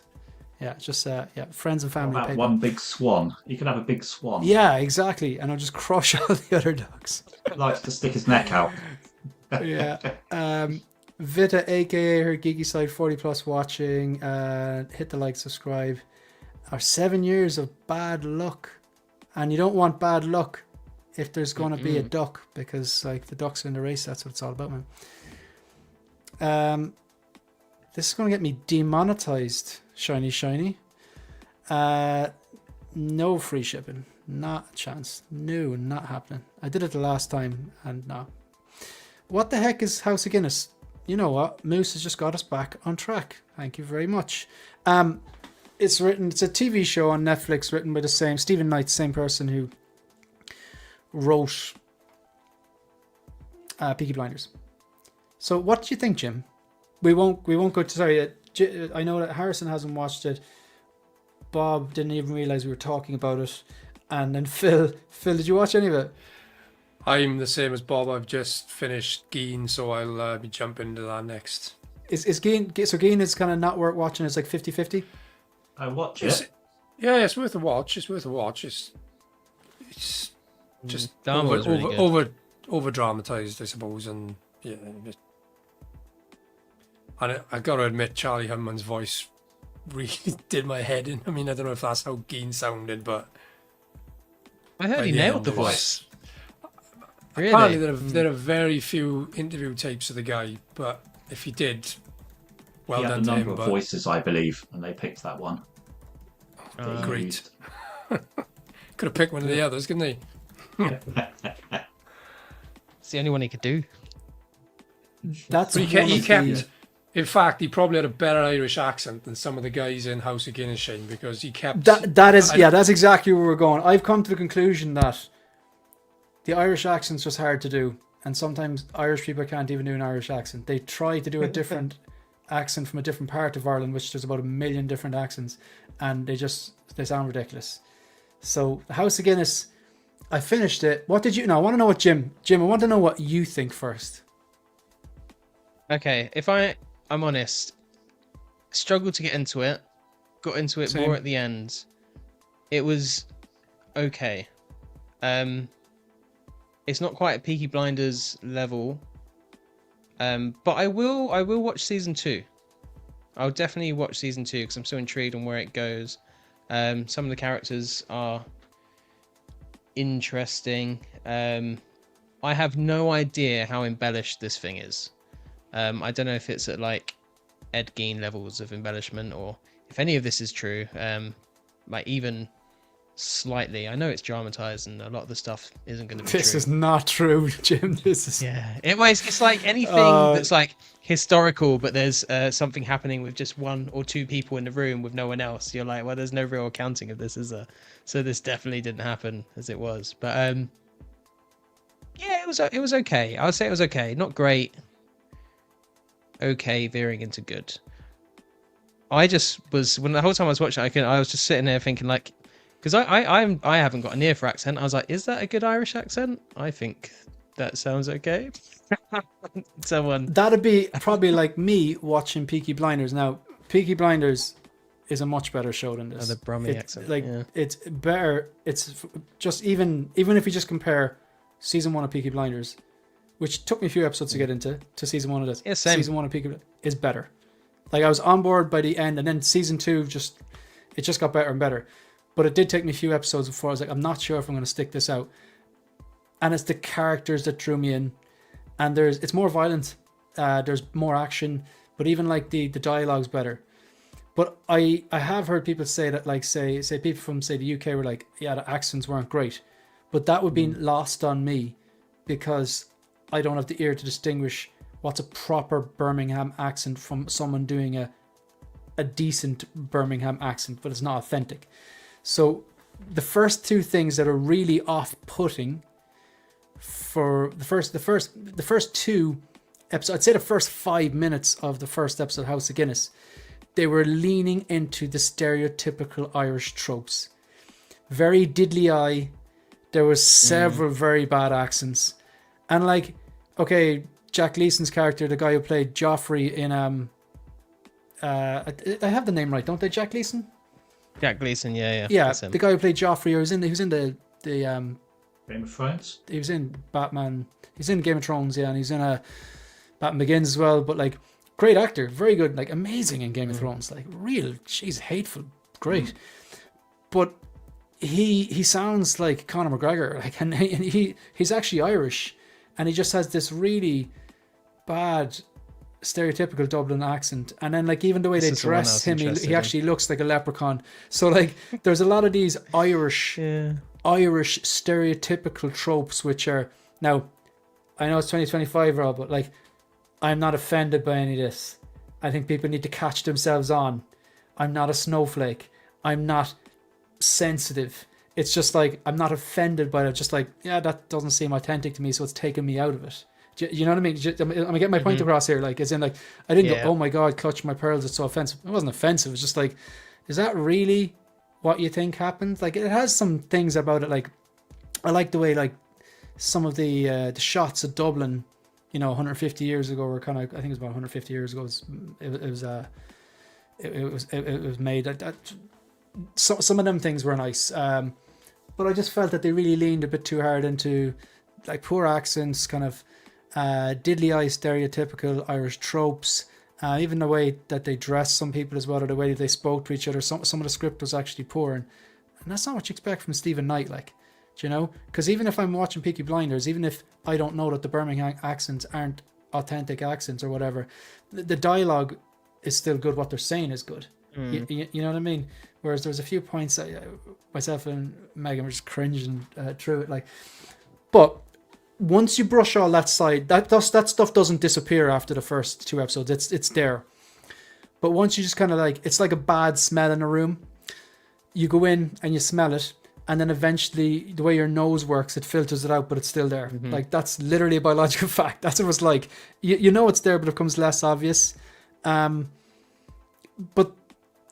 episode 3 definitely had me more on board because of the relationships between people. Like, the relationship between Edward Guinness and Ellen Cochrane is really good. It's just like they're from the different side of the tracks. It shouldn't work. It's a Romeo and Juliet type thing. It works, but that style of romance, that forbidden romance, whether it's West Side Story or Romeo and Juliet, it just works. And that's an interesting dynamic. Arthur's dynamic is interesting. And like you mentioned, it says it's inspired by true events. So that means loosely 5% is probably true and the rest is nonsense. Like the Arthur Guinness in this is gay, and that was never 100% confirmed because I believe being gay was illegal. I think it was punishable by imprisonment back then. It was, they go for which is bizarre. Yeah. But it was, from what I read about it, he did have a wife, but there was questions about his sexuality. But they're really playing that aspect is obviously a big part into it because it's more dramatic and stuff like that. So overall, I don't think it's a bad show. But as an Irish person watching it, it's hard to take some of it seriously. It's not a patch on Peaky Blinders. It's watchable. It's watchable. It's probably around the middle of the road, 3 stars. But the relationships are the most interesting about it. Ellen Cochrane, Edward, the relationship between Arthur and his wife, because he does take a wife. That whole no one's with the person they want to be with is very interesting. And there's a few good. Rafferty's an interesting character. There is a few good characters in it. He's like the Peaky Blinders element in it, because this show obviously it focuses more on the Guinness family, who are quite well to do, and we see their kind of circles a little bit. So you get more of a, I don't want to say Downton Abbey feel from it, but from those aspects, you're right. You you're not wrong. You're not wrong. Yeah. And then Rafferty's in there as kind of like the Peaky Blinders kind of element of the show. One thing that I found really jarring, I don't know if this is just personal preference, is when they put modern songs into these things, it doesn't always work very well. And like in this one, they use modern songs a fair bit. Like in the opening sequence, I just couldn't gel with it. It just threw me out completely, and I was just like, this isn't right. I want like something that at least sounds more like of the time. Yeah, I get that. And for a while, that was one of the things about Christopher Nolan wanted original score for all 3 movies. But there was a moment for The Dark Knight that they had cut a trailer and Paint It Black by the Rolling Stones was supposed to be played over it, but they decided against it, which I think was the right call. And I completely get what you're saying. Yeah. It should be like original score or something of the times. Personally though, Peaky Blinders did it so well. And I think there's definitely times in this show where it does work, but there's definitely times where it doesn't work. I'm not sure how well. I think there was maybe the kneecap of a few songs in it, and the first one that they played definitely I don't think worked with what they were trying to do, but then they played another one later on that did work. There's a few songs by The Scratch. Like I think most of the bands are Irish. Fontaines DC, The Scratch, Kneecap, some great artists like The Scratch. Fantastic. Like Phil, you know Fontaines DC. It's the song from the opening credits in Mobland. It's getting a lot of traction. Yeah. But there's a few songs by an Irish band called The Scratch, and they're very good, and they work really well in it. Like it's no Peaky Blinders, but it's middle of the road. Any other thoughts or? Okay. I mean, go on. I take it it's been commissioned for season 2, is it? Man, that's like the way they ended it was just like, inevitable sort of thing. Inevitable. They're setting themselves up. Because I don't think I jumped into Peaky Blinders until season 3 started, and obviously there was hype around it and it was becoming popular. So that's sort of when I jumped into it. I'm sort of I always seem to be last lap on like Peaky Blinders, Breaking Bad, Game of Thrones. But that's good because you don't waste your time and you can binge it then, and you don't have to just discover that a series is not worth your attention. You know? Yeah. Once you avoid spoilers, but really quickly, just want to address the chat. Let's fucking go.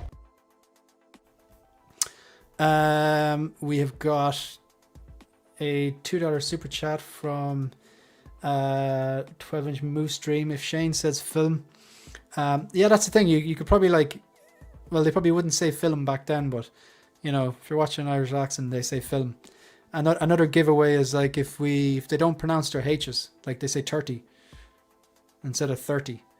It's like there's little things that we know we do, like, but like if you did that, Moose, I think there'd be a lot of drunk people watching the stream. There's only so many stories you can make about a building made of alcoholic beverages. Yeah, that is true. That is true. And it's funny. It's like I'm hearing a lot of reports now. It's like, the new Netflix show written by Stephen Knight of Peaky Blinders fame about the infamous escapades of the House of Guinness. I'd never heard of any of them, man. I'd never heard of any. We don't like. No one was sitting around for the last year. Oh my god! I wonder will they ever make a movie about them? Like maybe there was historians out there who knew a lot more than I do. I don't pretend to know every aspect of Irish history, but it's just I don't know. I'd never really heard much about it. So I'd say you're right in the money, Jim. It's inspired by true events, but it's not. I presume that I use closed captions to watch Peaky Blinders so they can understand what's going on. I still do that, man. I still do that. And because a lot of times they mumble, and it works because it's part of the character. Like Tom Hardy's character is very hard to understand, but I think that kind of makes it more, diddly eye. That's what we say.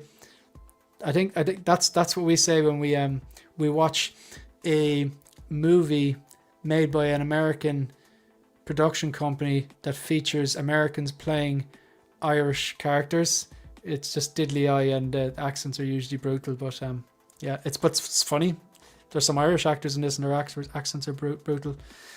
Being from the Midlands, I can say Cillian Murphy's accent was very decent, best of the bunch. However, the others not so much. Thank you, I appreciate that, Shaky. I do appreciate that because, Cillian Murphy, is just I just like him more and more as an actor, more and more as a person. The more I see him in, even the smaller movies like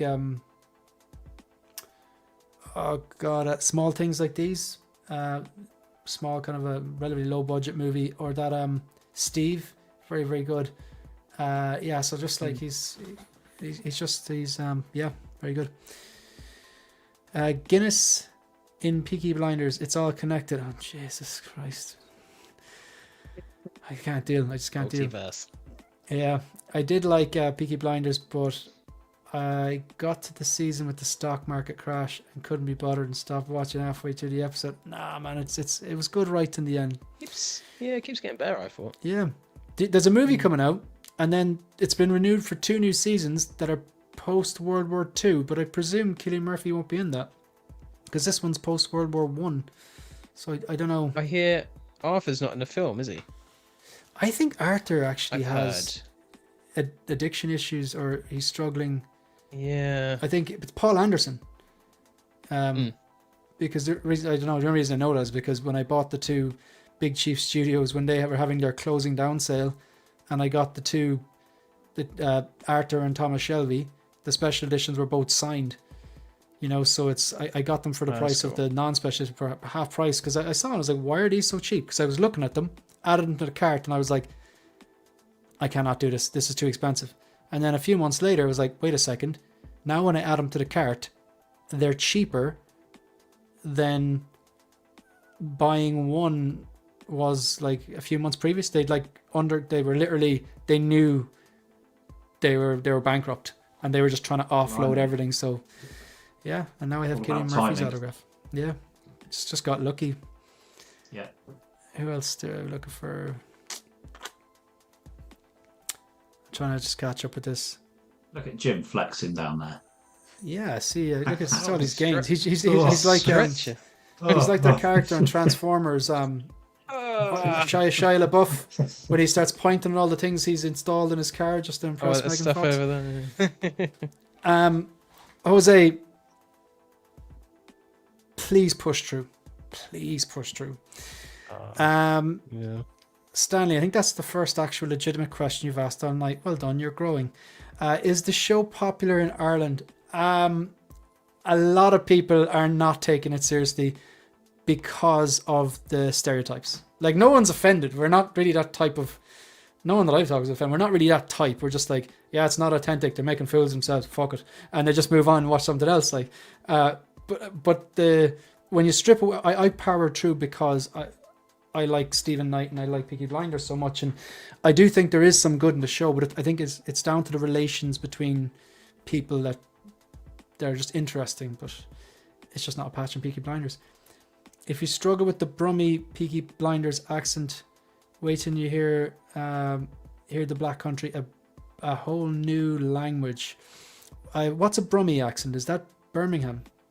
Yeah. And then you got, I think, Black Country, is that sort of Warwickshire, Coventry?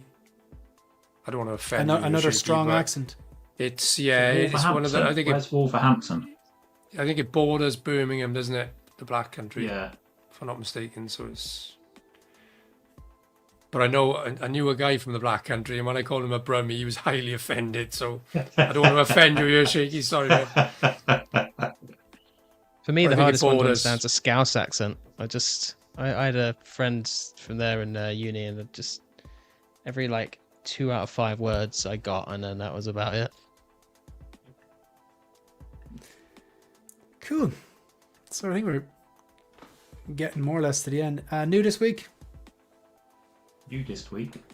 Okay, just go first there. So, Well, yeah, that's in. I'm delighted. Anyone else? no. No, quiet. No, waiting on a couple of bits, but nothing in yet. Yeah, big week for Alright. Harrison. Yes. I suppose we'll talk about Anakin and then do Face Off and wrap it up. Yeah, happy enough. Yeah. Sounds good. Okay. Right. So I was thinking today, and it hurt. Original light side Anakin, original dark side Anakin. Clone Wars Anakin, the one with the staff, the animated one. Attack of the Clones Episode 2 Anakin. That's 5. Light side artisan. Not the dark side artisan, but it's the dark side artisan from Japan. We'll say $1,000 Anakin. Then you have the Chadakin, the Anakin. It looks like has a Tinder profile. Then you have the sculpted one, and now you have this one. That's 9. That's enough to fill the grid. We could just talk about Anakins all day.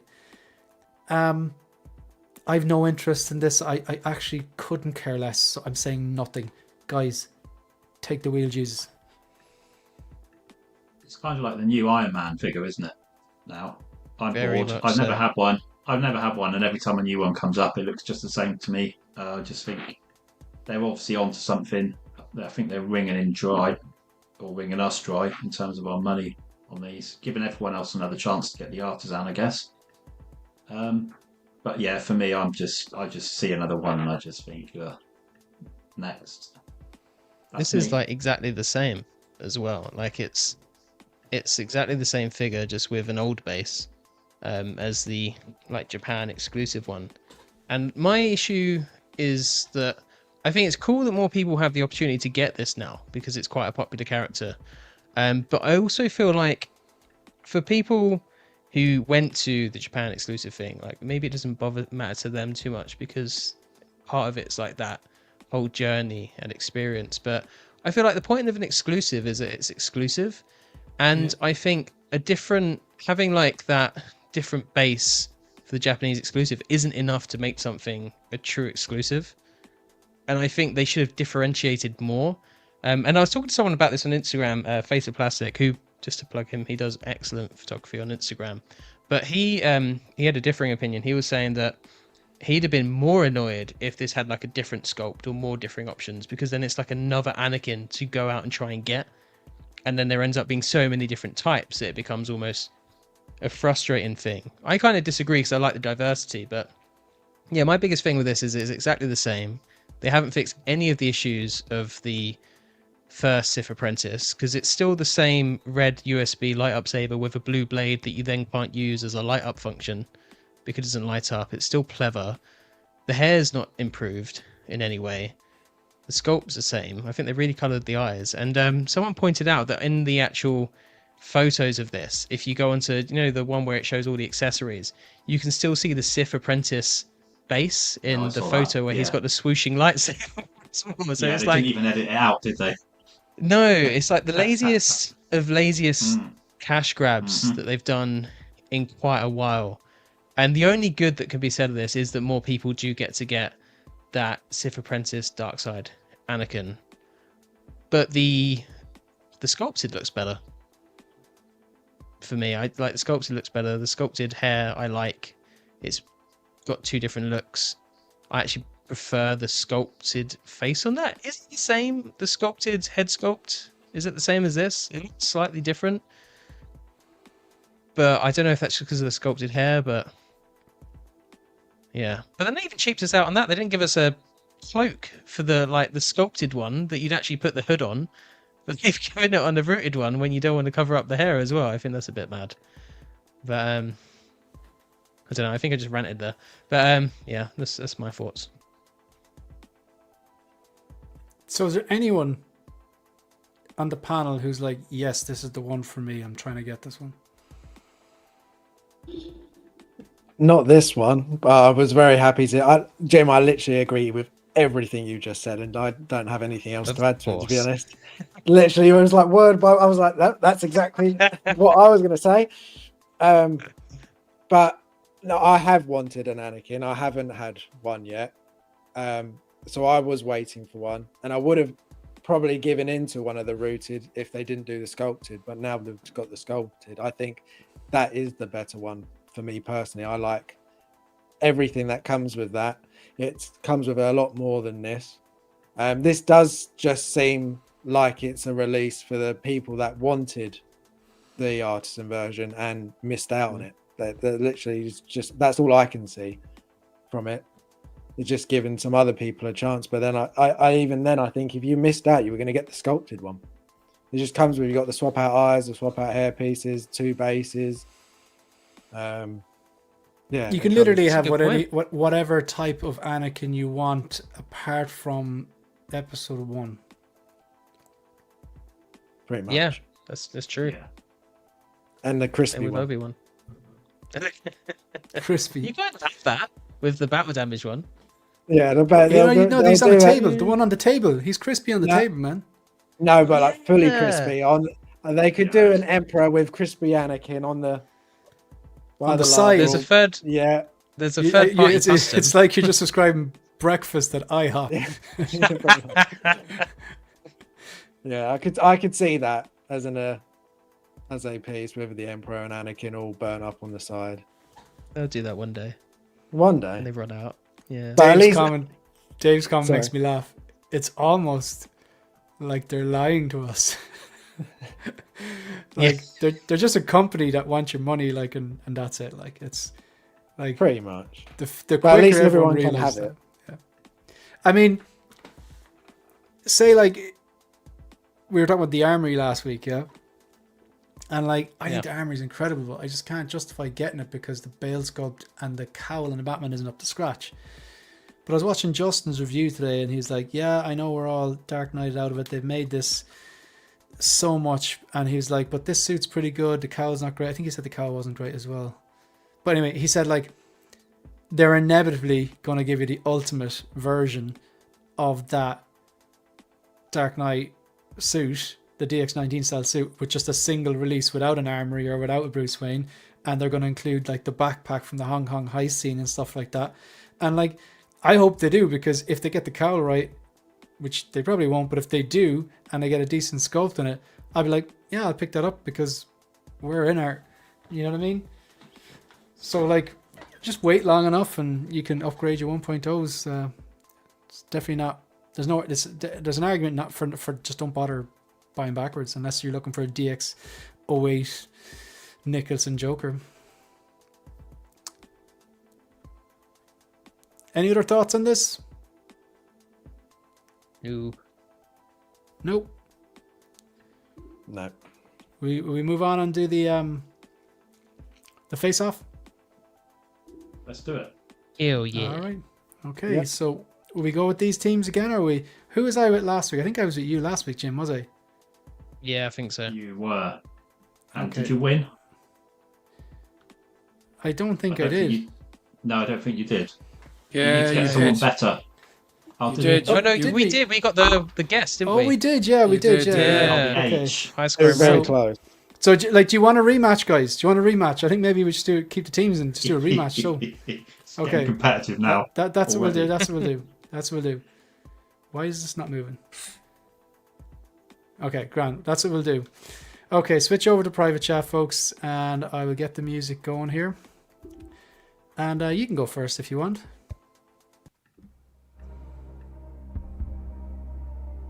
Do they want? Harrison and Phil, do you want to go first? I think, Which ones are easier, Bob? yeah. Don't answer that, Bob. The first ones. We'll go first then. No, I'm just making that up. I'm just making that up. Oh. We can go first. I think we went first last Yeah. time as well. Go for it. Yeah. Okay. Phil and Harrison. In what year? There is a theme. In what year was Baby Driver released? Ooh, Good film. it is a good film. It's new-ish, but how new? Really talk about 2015. good films. Yeah, I was thinking around there, like just before 2020s. So 20. It was 20 definitely before. It was before COVID, wasn't it? So it was, Yeah. 2016, around there. Something. I think you're close.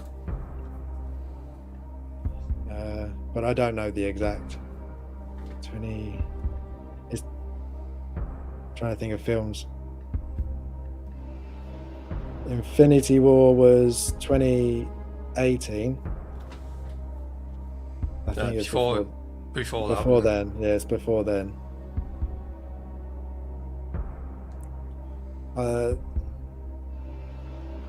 I think you could be right. So 2015 or 2016. Or 2017. I don't think it's that close.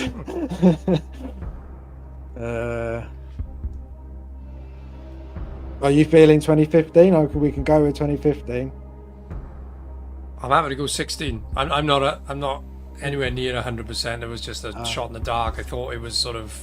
Phil wants no The responsibility last- for this answer. Yeah. Washing his hands of it.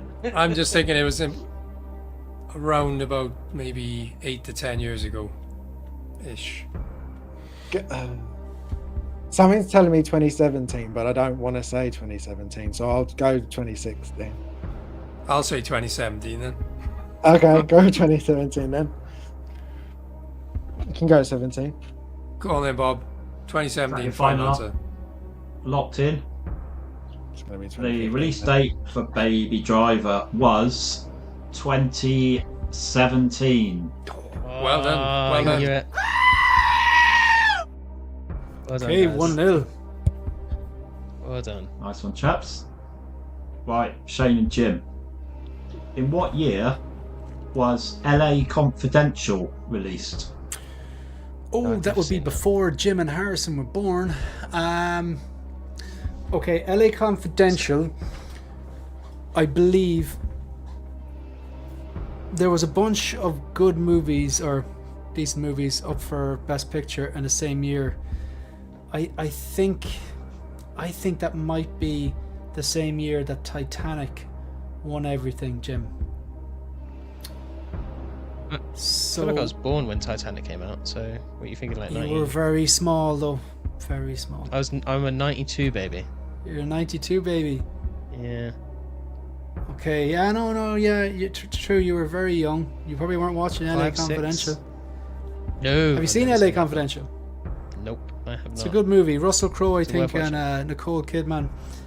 Or is it Nicole Kidman? No, it's a Kim Basinger. Kim Basinger, I think. Okay. I'm trying to think. So, 1996, 1997,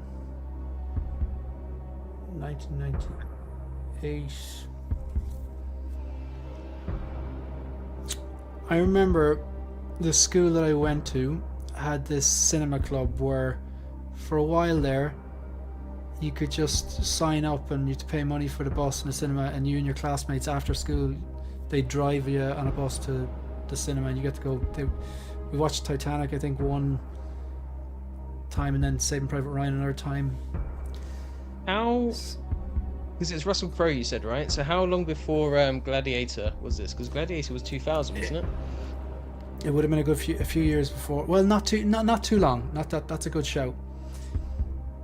I think it might be 98, maybe 97, because I have like a, if you say the same year as Titanic, I have a memory, a Christmas memory of my parents watching that at Christmas, not long after the DVD I think released. Titanic came out in 1998.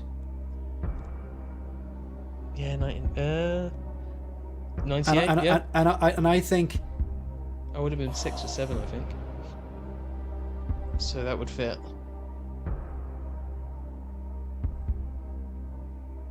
now LA Confidential came out, but I don't think it won.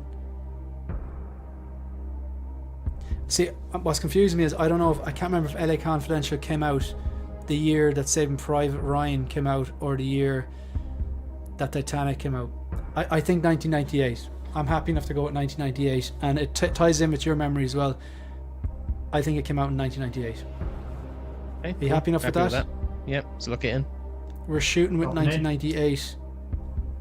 Okay, locked in. LA Confidential was released in 1997. So close. Damn it! Second. Close. So Second. close. Right. Harrison Phil.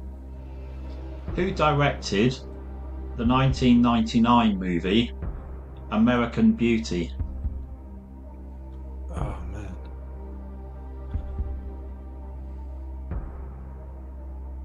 I've only seen that once, and I have no idea. Good movie. Such a good film. Strange yeah. movie. Never seen it. Kevin Spacey, wasn't Never seen it. it? No. Wow. Do you know the way like Jake Gyllenhaal is in that? Yeah. Mm. And it's Jake Gyllenhaal is in it, isn't it?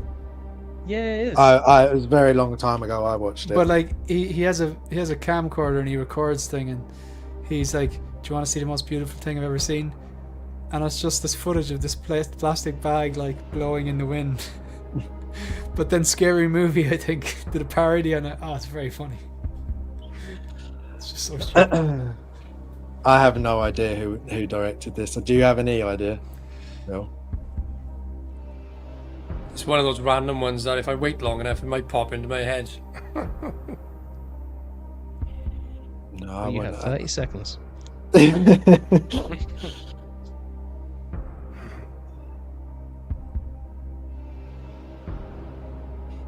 If we wait long enough, it'll be episode 100. We can do the giveaway. These bastards. We need a countdown clock somehow, don't we? Would you know any other films that potentially this director may have directed? No. Harrison, no? No. I can't. I have no idea. Do we just say just a random director? Michael Bay. It's definitely not Michael Bay. It's not Coppola or anybody, is it? Or No, I don't think it's. It's definitely not one I know. That I couldn't even think of what he or she would have done, other than that. no, Ron Howard. I don't know. Yeah, no, I have no idea. Yeah, go Ron Howard. That's fine. Could be anything. Locking in? Ron Howard, final answer, lock it in. Yeah. Okay, locked in. The director of the 1999 movie American Beauty was Sam Mendes. Shit. I would never have got that. Right. Shane and Jim, a chance to pull one back here. Yep. Who directed the 2006 movie Superman Returns? No one cares. Ah man, I'm no. I have no idea. That's Brandon Routh, isn't it? Brandon Yeah. Routh is the. Oh man. I'm lost on this. It also has Kevin Spacey in it as well, that film, doesn't it? Is that the team then? Kevin Spacey's in LA Yeah, that's what Confidential I'm as well, I wondering. think. Is he? That must be the team. Oh, well, there we go. I'm pretty sure he's in LA Confidential. And he's in Baby Driver as well. Yeah, so Oh, that's yes. the team. See, that's what I was thinking, because I was like, that was just before he got cancelled. That film came Yeah, out. the team is yeah. cancelled celebrities.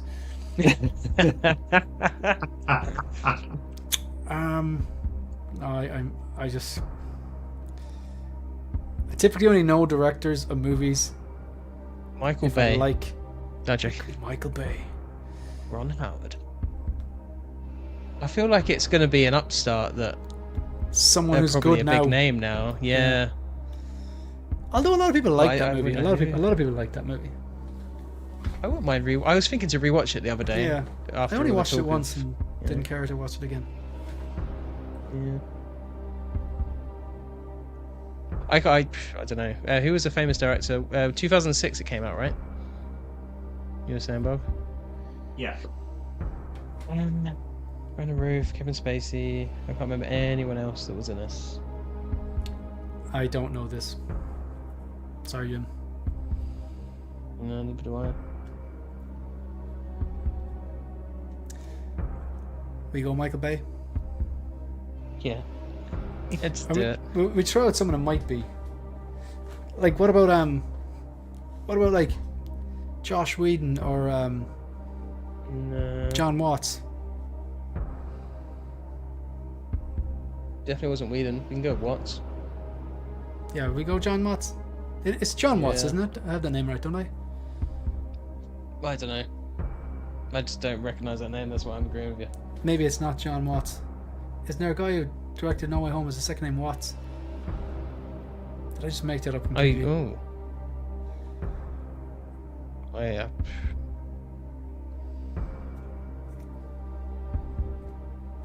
I don't know. No. Should we You say need to John say Watts? Maybe. Yeah, go on, John Watts. John Watts. Shoot him with John Watts. You locking in? Yeah.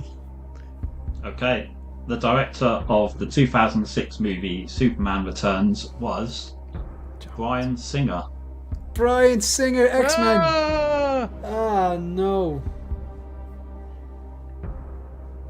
Jose, you have to be here for moral support. Say. Hey, you guys did not know it was Bryan Singer? You did not know it was Say. Sam Mendes? What's going on here, man? He's I didn't- here to I give us didn't- a I didn't- going on here?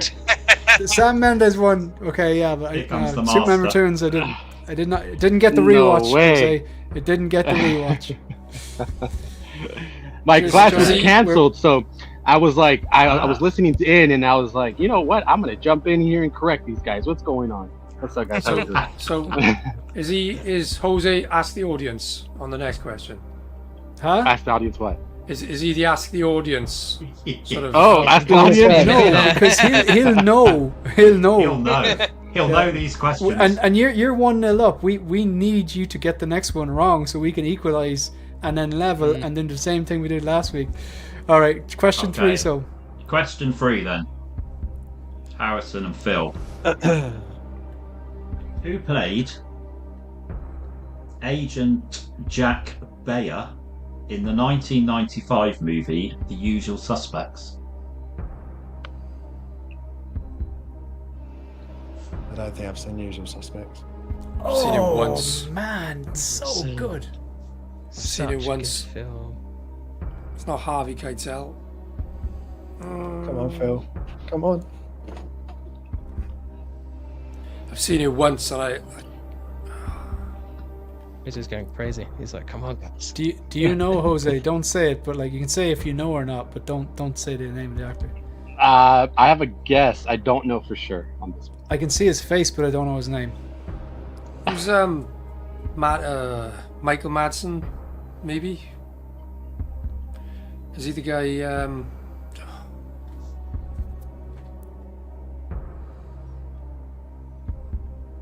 I want to say Michael Madsen. Yeah, I'm happy with that. I don't know. Michael Madsen, Fire Lance Bob. Yeah, locking in. I don't even know if I got the Okay. name right. I need to. Okay. The actor who played Jack Bayer in The Usual Suspects was Giancarlo Esposito. Wow. No way. Wow. I don't even remember did him not being know in that. there. I don't even remember him being in the movie. I've seen the movie loads then. Okay, there's our chance. There's our Right. chance, Jim. Game face. Chaps to equalise. Yeah. Get ready. Get pumped. The Empire. Sorry. So, who played Lieutenant Danny Roman in the 1998 movie The Negotiator? I've never seen that film. Freaking I'm know gonna this go- one. Heard of it? I'm gonna go Sam Jackson. Jim, I he was in the concur. movie. He is the negotiator, and I can't Okay, I remember can- any other actor in the movie. I can. It's a good movie though. Yeah, Locking him. we're gonna locking lock that in. Locking in? Yeah. Okay. There was another actor in the movie called Kevin Spacey, Ha! No. but the actor that played Danny Roman in the 1998 movie The Negotiator was Samuel Jackson. Game Same on. question. Okay, we've leveled it. We've leveled it.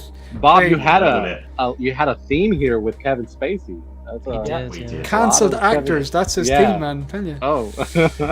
Okay, His favorite. Okay. let's do this. Let's do this. Let's do the tiebreaker. Who wants to go first? Or are you just going to chat and then both decide? Yeah, we'll just chat and then because it's because Yeah. we can psych him out then. Yeah, you can. Okay. How old is Kevin Spacey? He's 7. Oh, wow. See what I did there? No. No. I see what you did there. Uh, I think he's about 40, right, Jose? no. Yeah, he's on the young Definitely side. not. He moisturized, yeah. Halle Berry all over again, Jim.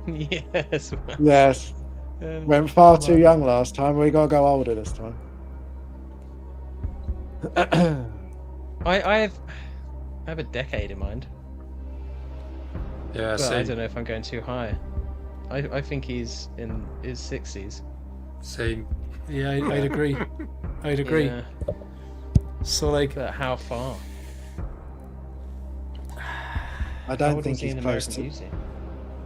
I don't think he's close to 70. But then I could be wrong. I was very wrong last time. Shame my brain says 63, but I was so off with Halle Berry. I don't know if I can trust my brain. I mean, how long? how long Halle was- Berry is a genetic miracle though, so you can be excused on that. So Harrison, we Thank had you. 2017, was it, for Baby Driver, Yeah. and he's So he's been out of the limelight for quite some time now, hasn't he? So That's what, 8 years. Would you guess don't the know how- age on him in that? Late 40s, maybe early 50s. I mean, he's quite. I'm so bad with ages. No, you're right. Yeah, No, that's a great guess. I don't know. 60.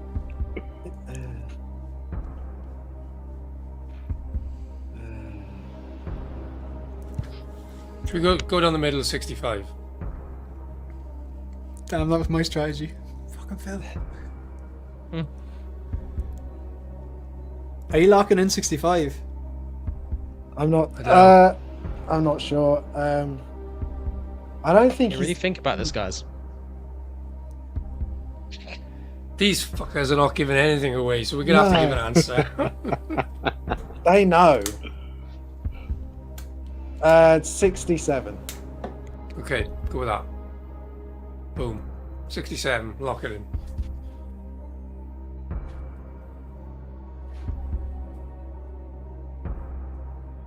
Happened to Shane? Okay. Locked in. Is Shane frozen? No. No, he's moving. He's moving. No, he's searching for. Yeah, He's Google googling it it right now. He's googling it Can you right hear me? now. Can you hear me? Yeah. Yeah, my AirPods just died, so I have to kind of click this on and off. I can still hear you. But yeah. So did we locked in? Guess. Yeah, 60. Yeah, I don't locked in. What have I locked in? 67. 67. Damn it! I yeah. was hoping you'd go for 65 because then I thought we'd just go for 66 and we'd definitely be closer. You're going 67. Jim, what do you think? Do you think he's older than 60? Okay. When he made American Beauty, that was in or around 99. I think it was maybe 98. In or around. I don't have the exact date. But I do. that's 25, Came out on 26 years VHS. ago. So if he was about 40 then, which he looked about 40. Mm-hmm. So it's do we go one higher or one lower? Do we go 66 or 68? I'm inclined to go 66. 66. Yeah. Lock it in. Go for it. You locking in? Yep. Right. Okay. It's all on this, chaps. Kevin Spacey is 66. Oh, we got it right on and nailed it. We did. We nailed it. Whoa, man. Oh, I feel bad love for to see you it. guys. It's always on the end. Wow. It's We did it's so sick well than getting until the beaten end. at penalties 2 weeks in a row. Thanks At very least we much. were That- closer this time. Thanks very much for doing the questions, Bob, and they were really good as well because Yeah, they were. it's better when it's neck and neck. When someone gets Absolutely. Yeah, I agree. slammed, it's good. But folks, yeah, my things have died, so probably sound is probably all echoey and stuff like that. But yeah, thanks very much for your time. Thanks very much for everyone watching. Hit the like button, hit the subscribe button, greatly appreciate it. Folks, do you have anything to plug? I'll just say I was going to just to make the number of prizes up to 10. I'll donate a fleece blanket of anyone's choice. Ooh. So if they win, they need to go to my website, which I can say on the day, but it's tinyartguy.com if you want to look before.